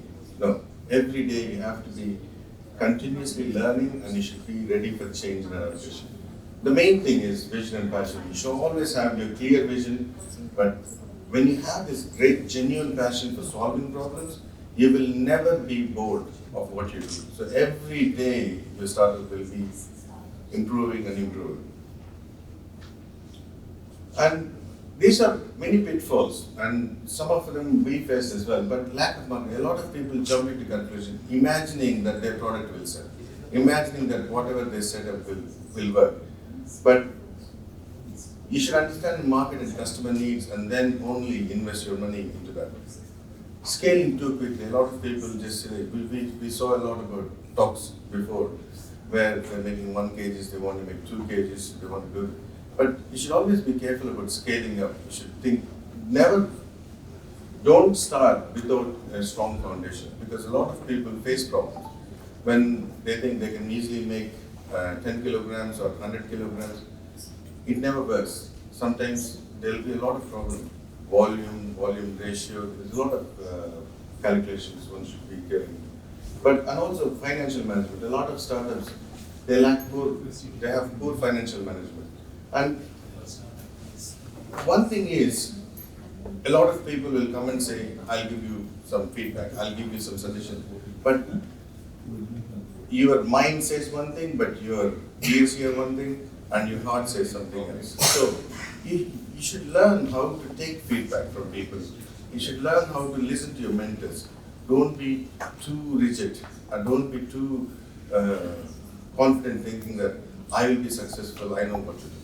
No, please take feedback. If you are a startup, take feedback from customers, from mentors and peers. That will always help. Now, we see a lot of successful startups. And whenever we see, wow, they started 2 years ago, they made so many crores, they got these funds, but learning from them is also very essential. Because what they have is, they have a good team, and they always understand team dynamics, and that always gives rise to a good start. And plan ahead, and don't wait for the right time. Because every day you think, oh, we'll have to do this and we'll have to do that. No, keep your plan, and you should have a clear plan of action. Now, what I tell my students and my research people is, think differently, because we should always have a way of, making significant improvements in innovation. And it should be disruptive because there are a lot of established companies who have very standard technique. They have an established product. But if you make something that can completely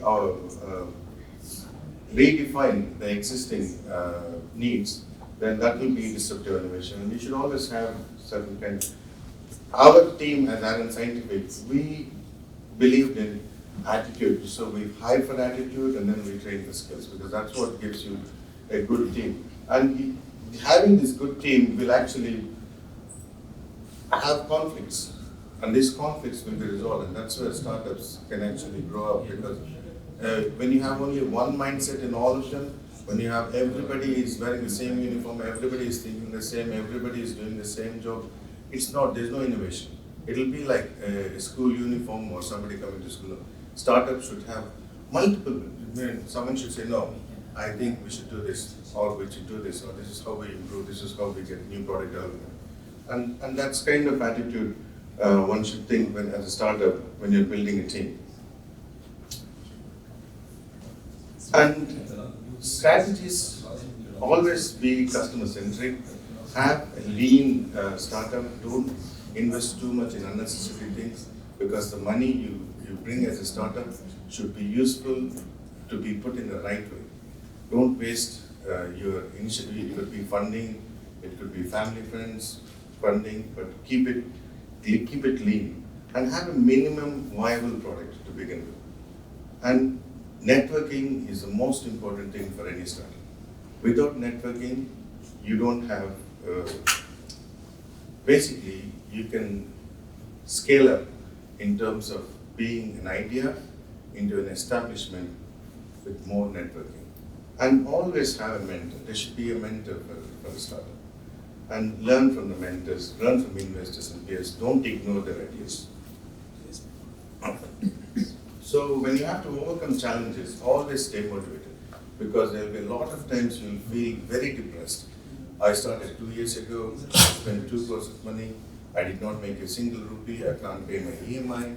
No, always be resilient and you should keep your focus on your company. So having the right mindfulness and the mental health is very important for an entrepreneur journey because if you're not having a good mind, I don't think your startup will be facing a lot more problems because of your lack of mental health. Because you should always be supporting your staff, people you hire, and how you start. So you should always have a good mindset. Now, if you are thinking of a startup, from an idea market research, take your action. Don't wait for time. Don't build on false foundation. Please don't build anything on false foundation. Whenever you think of a startup, you have an idea, always validate what you're going to do many times before you even start. Because a lot of people start and then fail because they didn't have the right foundation. Validate your research, have a clear vision and mission. These are some of the products in Arran Scientific that we made. This is what I was talking about photocatalytic spray coated masks, which we sold a lot during the COVID to get them as interns. So passion, having a vision, loving what you do will always lead to good innovation, company growth. This is what I wanted to share with you today. Thank you. Can you put Oh, can you take photo? Sure, please take. We have some brochures as well. Harita, if you can give some brochures. And what's the status of the toxic, non-toxic stuff? We supplied it to Anganwadis already in Andhra Pradesh for 1 year.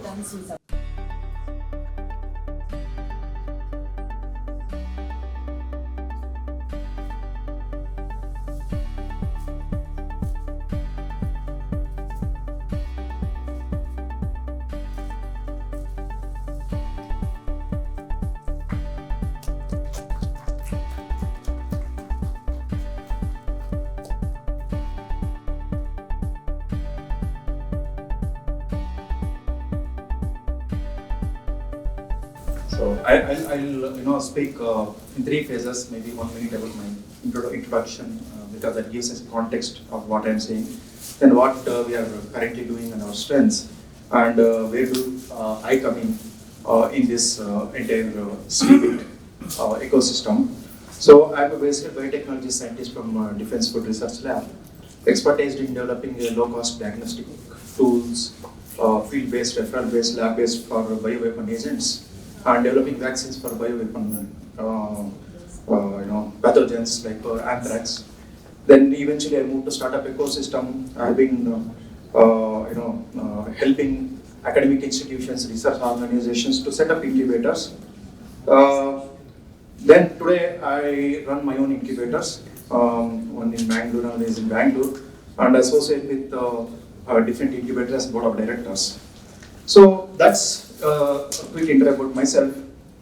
And I wanted to start with this particular mantra from Yajurveda, which is very relevant for startup ecosystem. Maybe every startup should chant that every day. Dhanam Agnir, Dhanam Vayuhu, Dhanam Surya, Dhanam Vasuhu, Dhanam Indra Bruhaspati, Dhanam Varnamashmute. So which means money, if you have, can buy all the Dhanam Agnir. If you want LPG at home, you need money. Dhanam Vayuhu.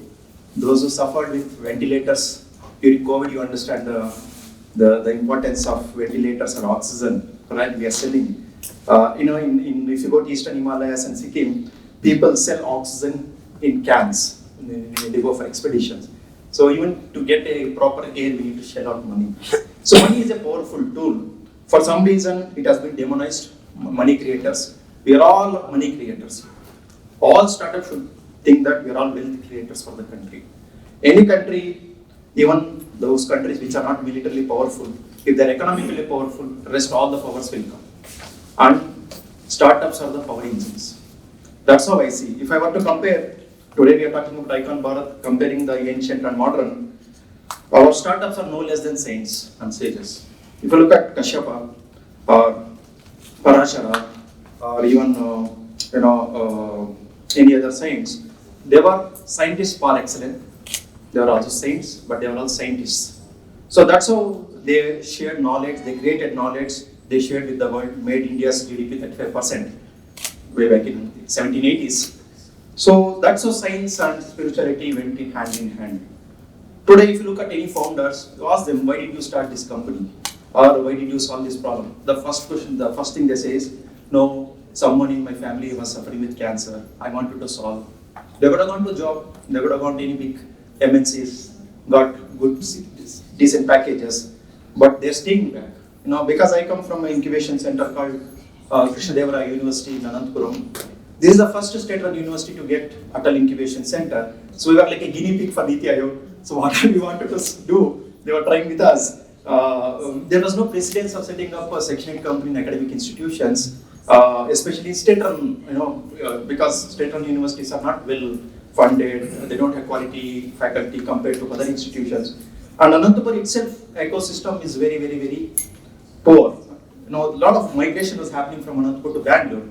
But let me put it on record, after we set up the incubator, 50% of my startups came back from Bangalore and Hyderabad, set up their shops in Anantapur. Which means the local economy is getting created. When they come, they're not just coming alone, they're bringing the talent, they're bringing the IPR, and they set up the industry, they provide employment. So all this spin-off happens when you create startups. Why startups? Why can't we MSMEs? There are so many MSMEs in the country, but we typically use the word startup.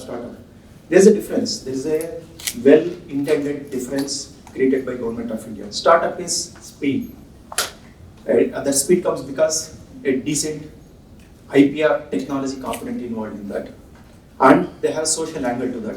Startups, when you ask any founders, they don't, if you ask any ice cream parlor owner, why did you set up an ice cream shop? They say, there's a good market here, I can make money, right? When you ask the same thing to a founder, why did you start a millet-based ice cream? The story is entirely different. They say that people love ice cream, but it's a sugar-coated, it is a poison, in essence. I want to solve that problem, right? So there's one ice cream company here called Siri, which makes milk out of millets, and with that milk they make ice creams. That is the difference between a regular company and a startup. There's a social angle to that, and that we should not forget. That's why I told they are no less than saints. So, but who will nurture them? So that's where my expertise comes in. We move to the next slide. This is my current organization where we set up in Mangaluru, because after setting up several incubators, I directly go to 15 slide. I don't need to run, just go to 15 slide, just keep running it. These are all, again, I tell, just stay there. So this is my footprint. Being in Anantapur, we are able to nudge 50 plus academic institutes to convince them incubators are necessary building blocks for economic development. This is the thread that connects you to the society or industry. Academic institutions are supply side. They create ideas, they create innovators and all. But where is the demand for it? It is from industry. It cannot be push side, it has to be pull side. All the incubators across the world, which are very, very successful incubators, be it Israel, be it UK, be it Bay, SI, they are all industry driven. Unfortunately, only in India, the incubators are supply driven. So that is the design gap. And with my experience of setting up these many incubators and helping them go for different models of finance and such things, so we started doing in Mangalore. So that's how I got connected with SRIVT, where we wanted to see some of the technologies can help industries in a different sectors cutting across. And incubators, when we started thinking how to support lakhs of startups, is it logical to grow one mango tree or create an orchard or to create a land where any crop can be grown? So we shifted, there was a paradigm shift in our thinking that let us focus on creating incubators rather than creating startups. And each institute, if they start creating incubators, they themselves can go to the industry, bring the problem statements, hack them, get the money. So my latest example I can tell you is Tumakuru University. Tumakuru is a state-run university in Karnataka, where India's first plantation-based incubator came. It came from market side, because Tumakuru is the largest exporter of dry coconut in the world. But we don't have innovation center. What my grandfather's grandfather did, Copra, even today, same thing they're doing. There is not even I'm not even talking about radical innovation, I'm just talking incremental innovation, nothing. Instead of a bull doing the work, a 2 HP motor is doing the work. Beyond that, there's no innovation. So we thought we should set up an incubator. Immediately, 2 philanthropists came forward, committed 3.7 crores funding. No government support. And it was intentionally designed that way that market has to drive it.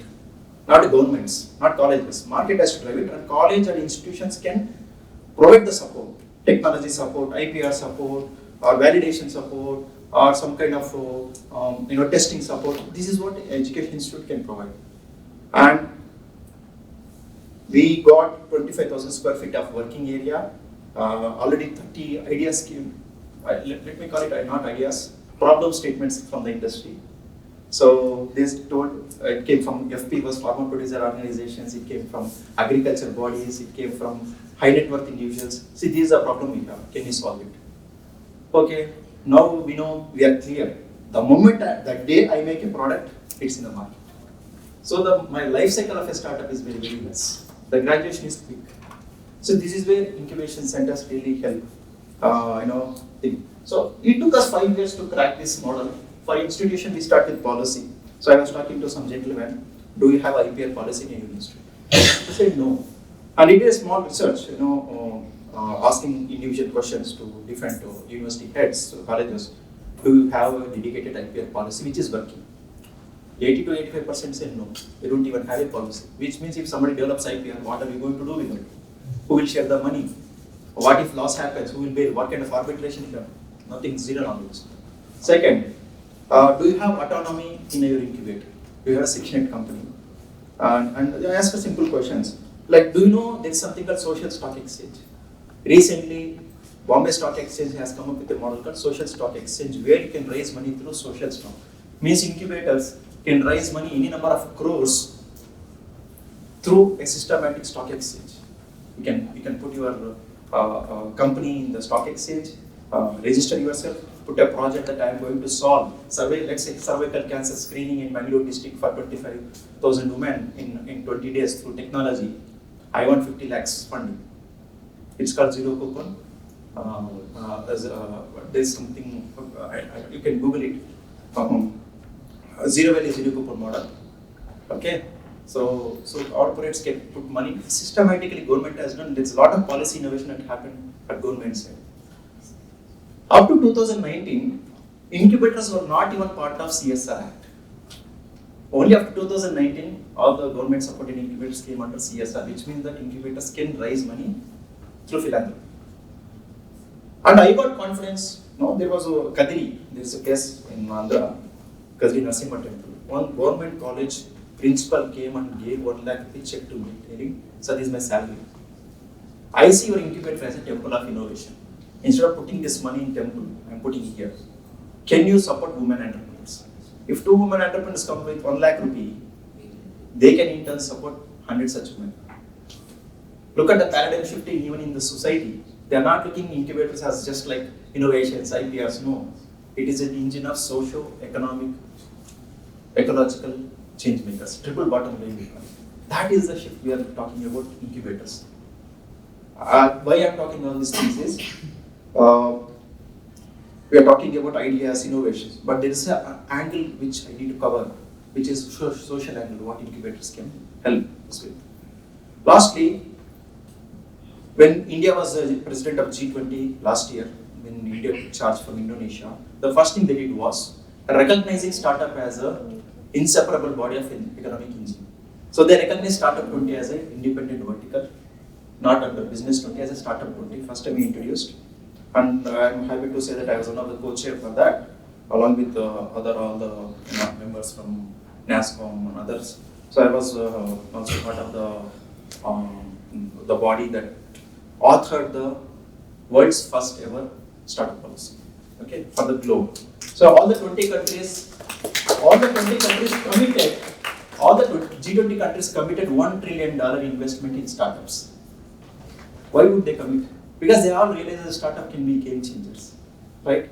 They can solve plastic problem, they can solve building problem, they can solve earthquake problem, they can solve defense problem, right? Because youngsters, they are like crazy, right? Right? They can solve any problem provided we give them something. So that's the paradigm shifting happening in the globe, not just in India. I've been to Brazil this year in Startup 20 event. They can't speak English in Brazil, okay? 99% at least we are far off, better of them. They're very near to America, but they can't speak English. They speak Portuguese. There is something called gaming arena, as big as THUB.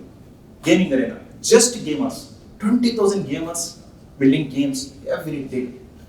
I was thinking, what is there in the games? I know only Super Mario. What better games I can get? Somebody was doing a gaming and rehabilitation. Somebody has cerebral palsy. Their neuromuscular movement is restricted.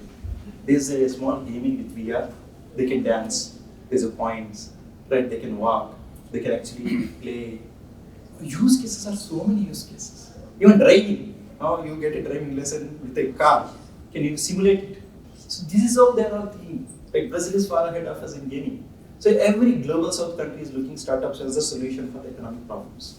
So to that extent, incubators play a key role. That's how we built this model. Last year, the team from Bhutan government sent a delegation to Anantapur to study the model. I asked this question, why? There are so many wonderful incubators out there. We don't want the best, we want average working models. We don't want first rankers. We want someone who can do in a resilient way and build self-sustainable incubators.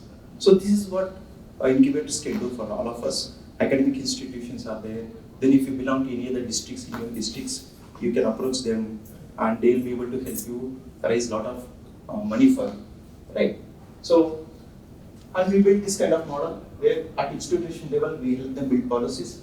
At incubator level, we run a lot of programs so that eventually in India, we need to have at least 10,000 incubators. Right now, there are only 1,200 incubators which are highly disproportionate, which means for every 1 million people, we have 0.8 incubator, which is 10 times less than Israel, where for every 2,000 we have one.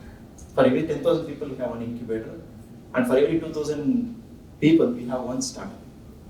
Small country, right? That's my personal goal, and I'm using this platform to announce that, so that I need more partnerships, more strengths to build that. And India is not simply sitting there. We are also building innovation ecosystem for next 30 years. Do you know that there is the largest experiment that happened in the world that is called Adult Tinkering Labs? 10,000 government school children are given, each school is given 20 lakh rupees to build creativity mindset of creativity, innovation, problem solving at young age. So that when they grow, they don't hanker, they don't gribble, they don't complain. They are not on the side of problem, they'll be on the side of solution. That mindset shift is happening in India. This budget, they have announced 75,000 government schools, which means out of every 3 schools, 1 school will have innovation center. Now taking this cue, a lot of philanthropies like Dell, Deloitte, they started adopting schools, tribal schools, social welfare schools. They started setting up ATLs. And we helped 3 such ATLs to be set up in one in Hindupur, in Andhra Pradesh, because I was in Andhra Pradesh. So I was helping philanthropists to set up in innovation center in school levels. They don't become startups, but tomorrow they don't become complaining citizens of the country.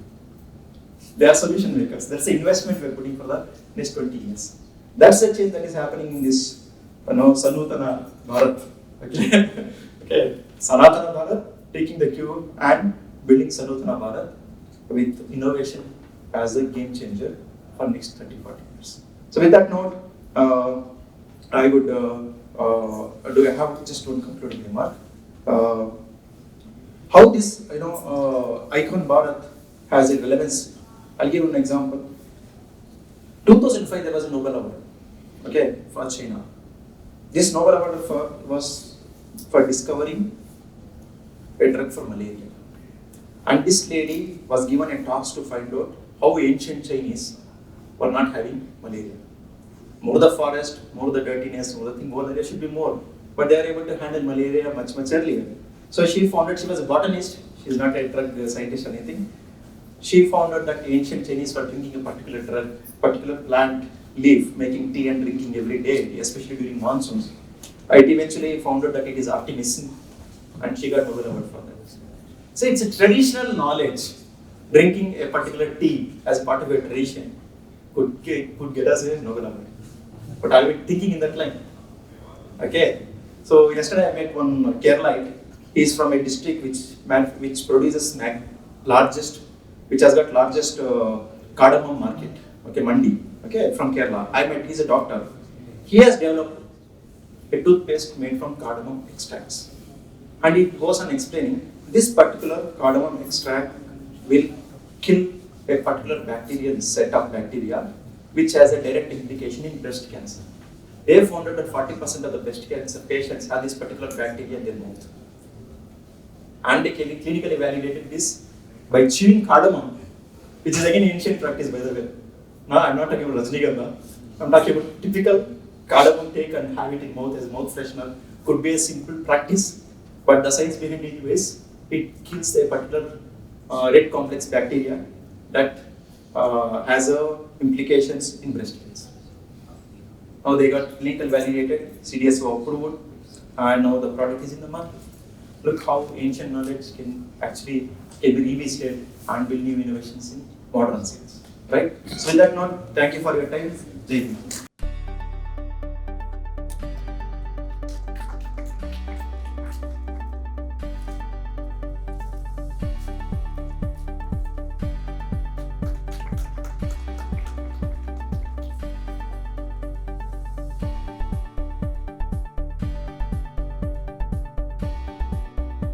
Those things, how we are putting up the deep technologies to tackle the challenges in mining and creating a eco-friendly system for this particular acquisition of coal gasification and its derivative. Second center of excellence we are putting up in VLSI design, and that to focus totally on creating chips which are enabling the mining industries. So this is in collaboration with Synopsys. We had a very good conversation with them, and we have established a strategic partnership with them where they will be actually helping us with their in-house IPs as well. So these are the 2 center of excellences I wanted to just cover, apart from the common services which incubators they offer from the pool. And one very important thing I want to just showcase here is there is an upcoming event where we are inviting Mr. Peter Diamandis, who is coming to Hyderabad in Global AI Summit on 5th. He will be coming to GNITS campus, and we will be having a installing session of 2 hours where Peter will be speaking for 60 to 90 minutes on 10 futuristic technologies. So they will include one very interesting aspect, that is longevity project they are going ahead with, and the space mining, how different tasks are going on. So he's a futurist leader, and I invite all of you for this particular event, and I believe that it will be a very beneficial for all of you, for all your ecosystem, to get connected and check that what the new technologies we can work together. Thank you so much.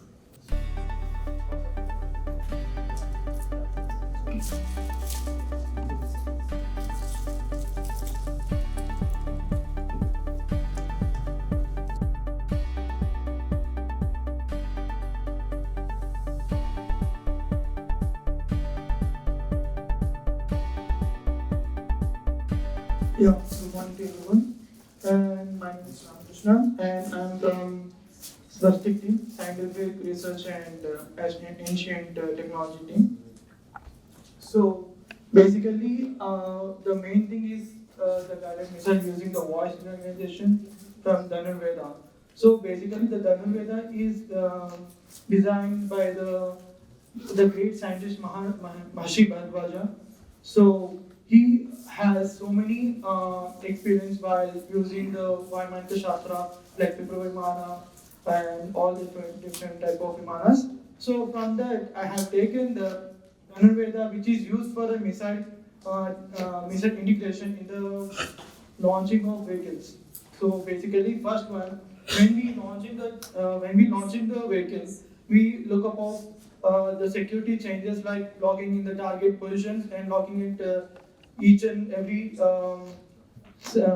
locations and latitudes. So I have integrated with some missile locking system with and brain activation and a neurological link with then voice and brain. So first of all, here when we coding the things in a proper way, we have to code with an example of Sanskrit when we take into some mantras, Gayatri mantra or Gayatri mantra and some other mantra. So it has some energy when we speak when we pronounce it in the brain. There will be some type of things will be happen in the brain. So that will be calculated and it will be encoded in it. The microprocessor which I have encoded is this one, and the next one is like I'm using the technology to and embedded into the technology, like all this into the one frame, and I'm making a natural language processing like sample Sanskrit for Vedic Sanskrits. That is the methodology which we are starting is from starting to traditional to the more normal stage. Like when we are using the Sanskrit, Vedic Sanskrit, then it transfers to the normal languages that I am producing it. That then I have taken some references, all these things, and still the process is going on. These NLP languages will be integrated very soon. That's all. Thank you.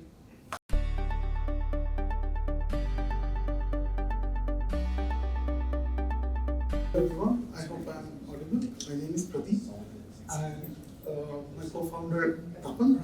So we are representing Morverse, which is our startup. So basically, Morverse is one of the first of its kind deep tech startup. Sorry for that. So yeah, I have a background in chemistry, structural biology, like X-ray crystallography, structural informatics, and also some sort of modeling and preclinical drug development using simulations and so on. I also work for the Bill and Melinda Gates Foundation for Vaccine Delivery Innovation Initiative in Delhi and also rural areas of Bihar and UP way back in 2010-11. So of course, I was always drawn into innovation and research, and I also carried a lot of design experience from there. and I further went on to Europe, UK, and also US. And ultimately ended up back in India because I see the strength of where we can achieve a lot of cost efficiency and so on. So, my name is Kapil Pancholi, and I'm his colleague since 2015. We were in Czech Republic, and my specialization area is computational biophysics. And currently in this company, we are actually dealing with certain things in computational as well as the grid development and nanotechnological scale. Can you just perhaps is it audible as such like that? Or? It's audible. How we ask. See, we're doing just. But for recording, I think it's better to use mic. Oh, okay. No, but this electron microscope. Yeah. So our company, what we are dealing with is this is a grid that is fed to electron microscope, and we do proteomics study, protein level structural biology study, and we have done some innovation at this grid scale. See, what happens in proteomics studies, structural biological studies of proteins, we have to feed our protein onto the grid. It should stick to that grid, and that has to be fed to the electron microscope. And from there, we take images of the proteins, and we do further computational analysis to that. So we have done our innovation at nanotechnological scale at the grid level, and we have enhanced the efficiency of whatever we work out in normal laboratory processes with the cost efficiency like more than 50% for our efficiency of time efficiency like data analysis and time efficiency in data analysis. Like 1/4 of the time will be taken, not to more than 1/4 of the time, which is usually taken. And the cost of single protein analysis at as of now in any place in the world you go, it is for the smallest protein it is somewhere like 60 to 70,000 US dollar, and we have already reduced that thing into less than 30 or something, approximately 30 to 35,000 US dollar. And we are going to patent it very soon. We are in process of writing the patent. So I'll just present one case study here. So what you're looking here is basically a set of electron density maps that is represented in electron microscopy data bank, and the resulting protein coordinates, that is the atomic coordinates, are also deposited in protein data bank. So these repositories are public, and globally all of the researchers, be it academicians, be it pharma companies, they rely on this. And the input that is available from that is fed also into artificial intelligence or prediction tools such as AlphaFold. So now there is a huge problem. So if you feed rubbish, what you get out of that is even more massive rubbish.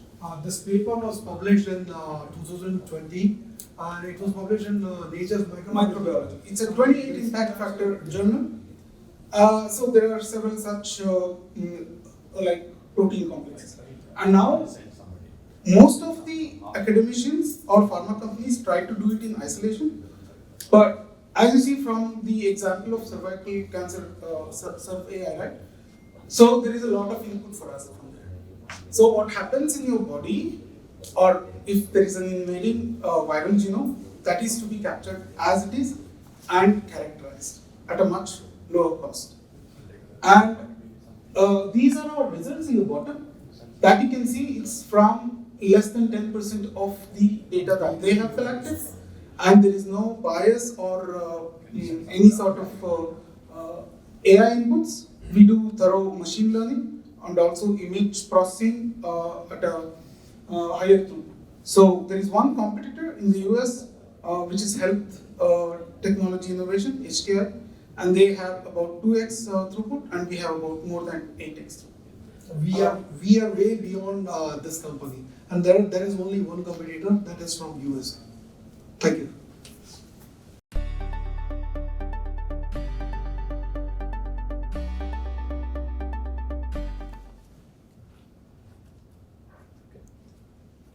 Om Sri Gurubhyo Namaha, Sabhavai Namaha. I just wanted to introduce Karishe, what we do. We have started Karishe a couple of years ago with the simple intention. The concepts of Sanatana Dharma, there should be an unambiguous platform which is not influenced by anyone, and these principles should be available for the future public, the future generations. So that's the concept. So in our company, we basically cater to two things. One is the puja experiences that every house has, and second is something that we call as My Dharma.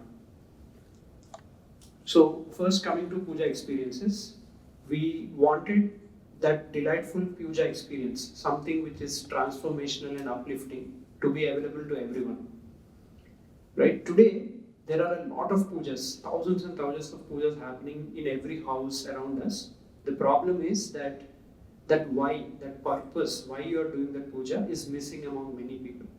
Right? So we wanted to plant that ethos back. As Sir was saying yesterday, there were 6 lakh Gurukuls at one point. Today we are struggling with hundreds of Gurukuls just to maintain them. So there is a huge information gap which we are trying to fill. The second is that a lot of people shy away from pujas thinking that it's very hard to arrange, very hard to conduct. We try to explain how simple it is. We only stick to the bare minimum which is required for the chemical reaction to happen.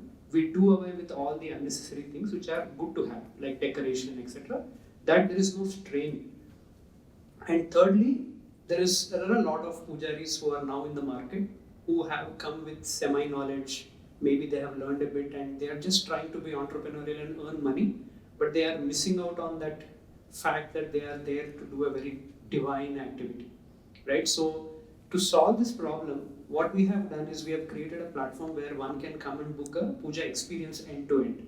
So when you book a Griha Pravesh or a wedding or anything on the platform, first we educate the parents, children, bride, groom, everybody of what is going to happen in the puja through videos, so that they come with that involvement. Second, we have our own hand-picked pujaris whom we are training to behave in a certain way, to completely devote themselves to the job, switch off the cell phones, follow a certain way of life themselves, have that Anushtanam and Nishta. Only such people we want to send for the pujas. And all the arrangements, because that samagri that the rishis have picked, they have picked it for a certain reaction to happen. So when you dilute it with impurities, it doesn't happen. And because pujas, God doesn't complain, there is no law saying you should not dilute turmeric and all that. But we try to make sure that it is pure samagri that is reaching. We tell our customers, don't worry about quantity, focus on the quality. And that's how we bring the price down and we complete an end-to-end puja experience for them in a very affordable way. So this has been our story so far. We started February 2022, that's when we incorporated the company. We launched our website in April. Then we got a bit of funding in August. Then on 2023, we launched our Pujari app, which they use to kind of do all the backend. By March 24, we completed 1,000 transactions, which means we were able to serve 1,000 households in their pujas. And since then, now we are working very hard in the background to launch something that we call as My Dharma. So that is the second leg of Karishe, which we are really excited about. So the problem is that while we are doing these puja experiences, we are seeing that people are doing the puja and then forgetting all about it after that. It is like, okay, I bought a house, I need God's blessings now, I'll do a puja. But after that, there is no change in my life. I'm leading the way I want, right? But if you think about it, puja is an offering of love to God. And He's not going to fall for your flattery. God will only fall for your behavior, right? If you are leading a dharmic way, whether you do a puja or not, it doesn't matter. So that is what we want to bring as a culture using the My Dharma app. So what this My Dharma app tries to do is basically it allows you to create your own profile. Who are you? What is your age? What is your family? Do you have kids? Are you married? Then it will allow you to enter your ancestral dates, everything and so on, right? Once you do that, it will actually allow you to keep track of all these Vedic dates.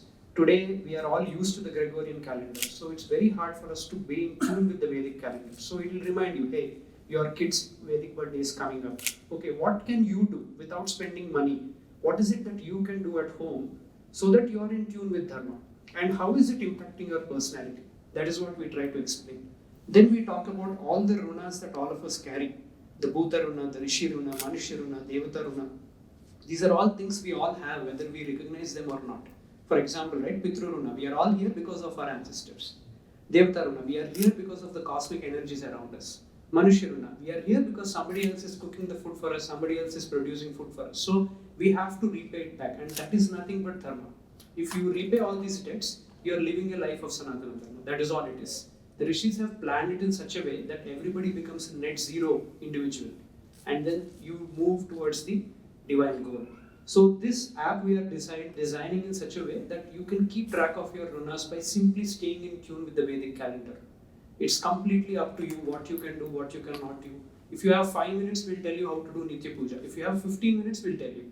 So that's how we want to bring back that culture, saying that don't worry about the big pujas. Do the small things right. Fix your personality using Sanatana Dharma. Then God will chase you. You don't have to do so. Chase God there. Why now? We strongly believe that the generation of people who have all this knowledge are slowly leaving this physical plane, and it is this time that we have to capture all those wisdom. And there is a huge opportunity now to bridge that gap, which has been lost because of the Gurukul system going down using technology. And there is a very small attention span right now with people. So we have to somehow educate them in a very interesting way. So that's how we design this My Dharma application. That's all. That is Karishi for you. Thank you so much. Thank you. The best one was left for the last.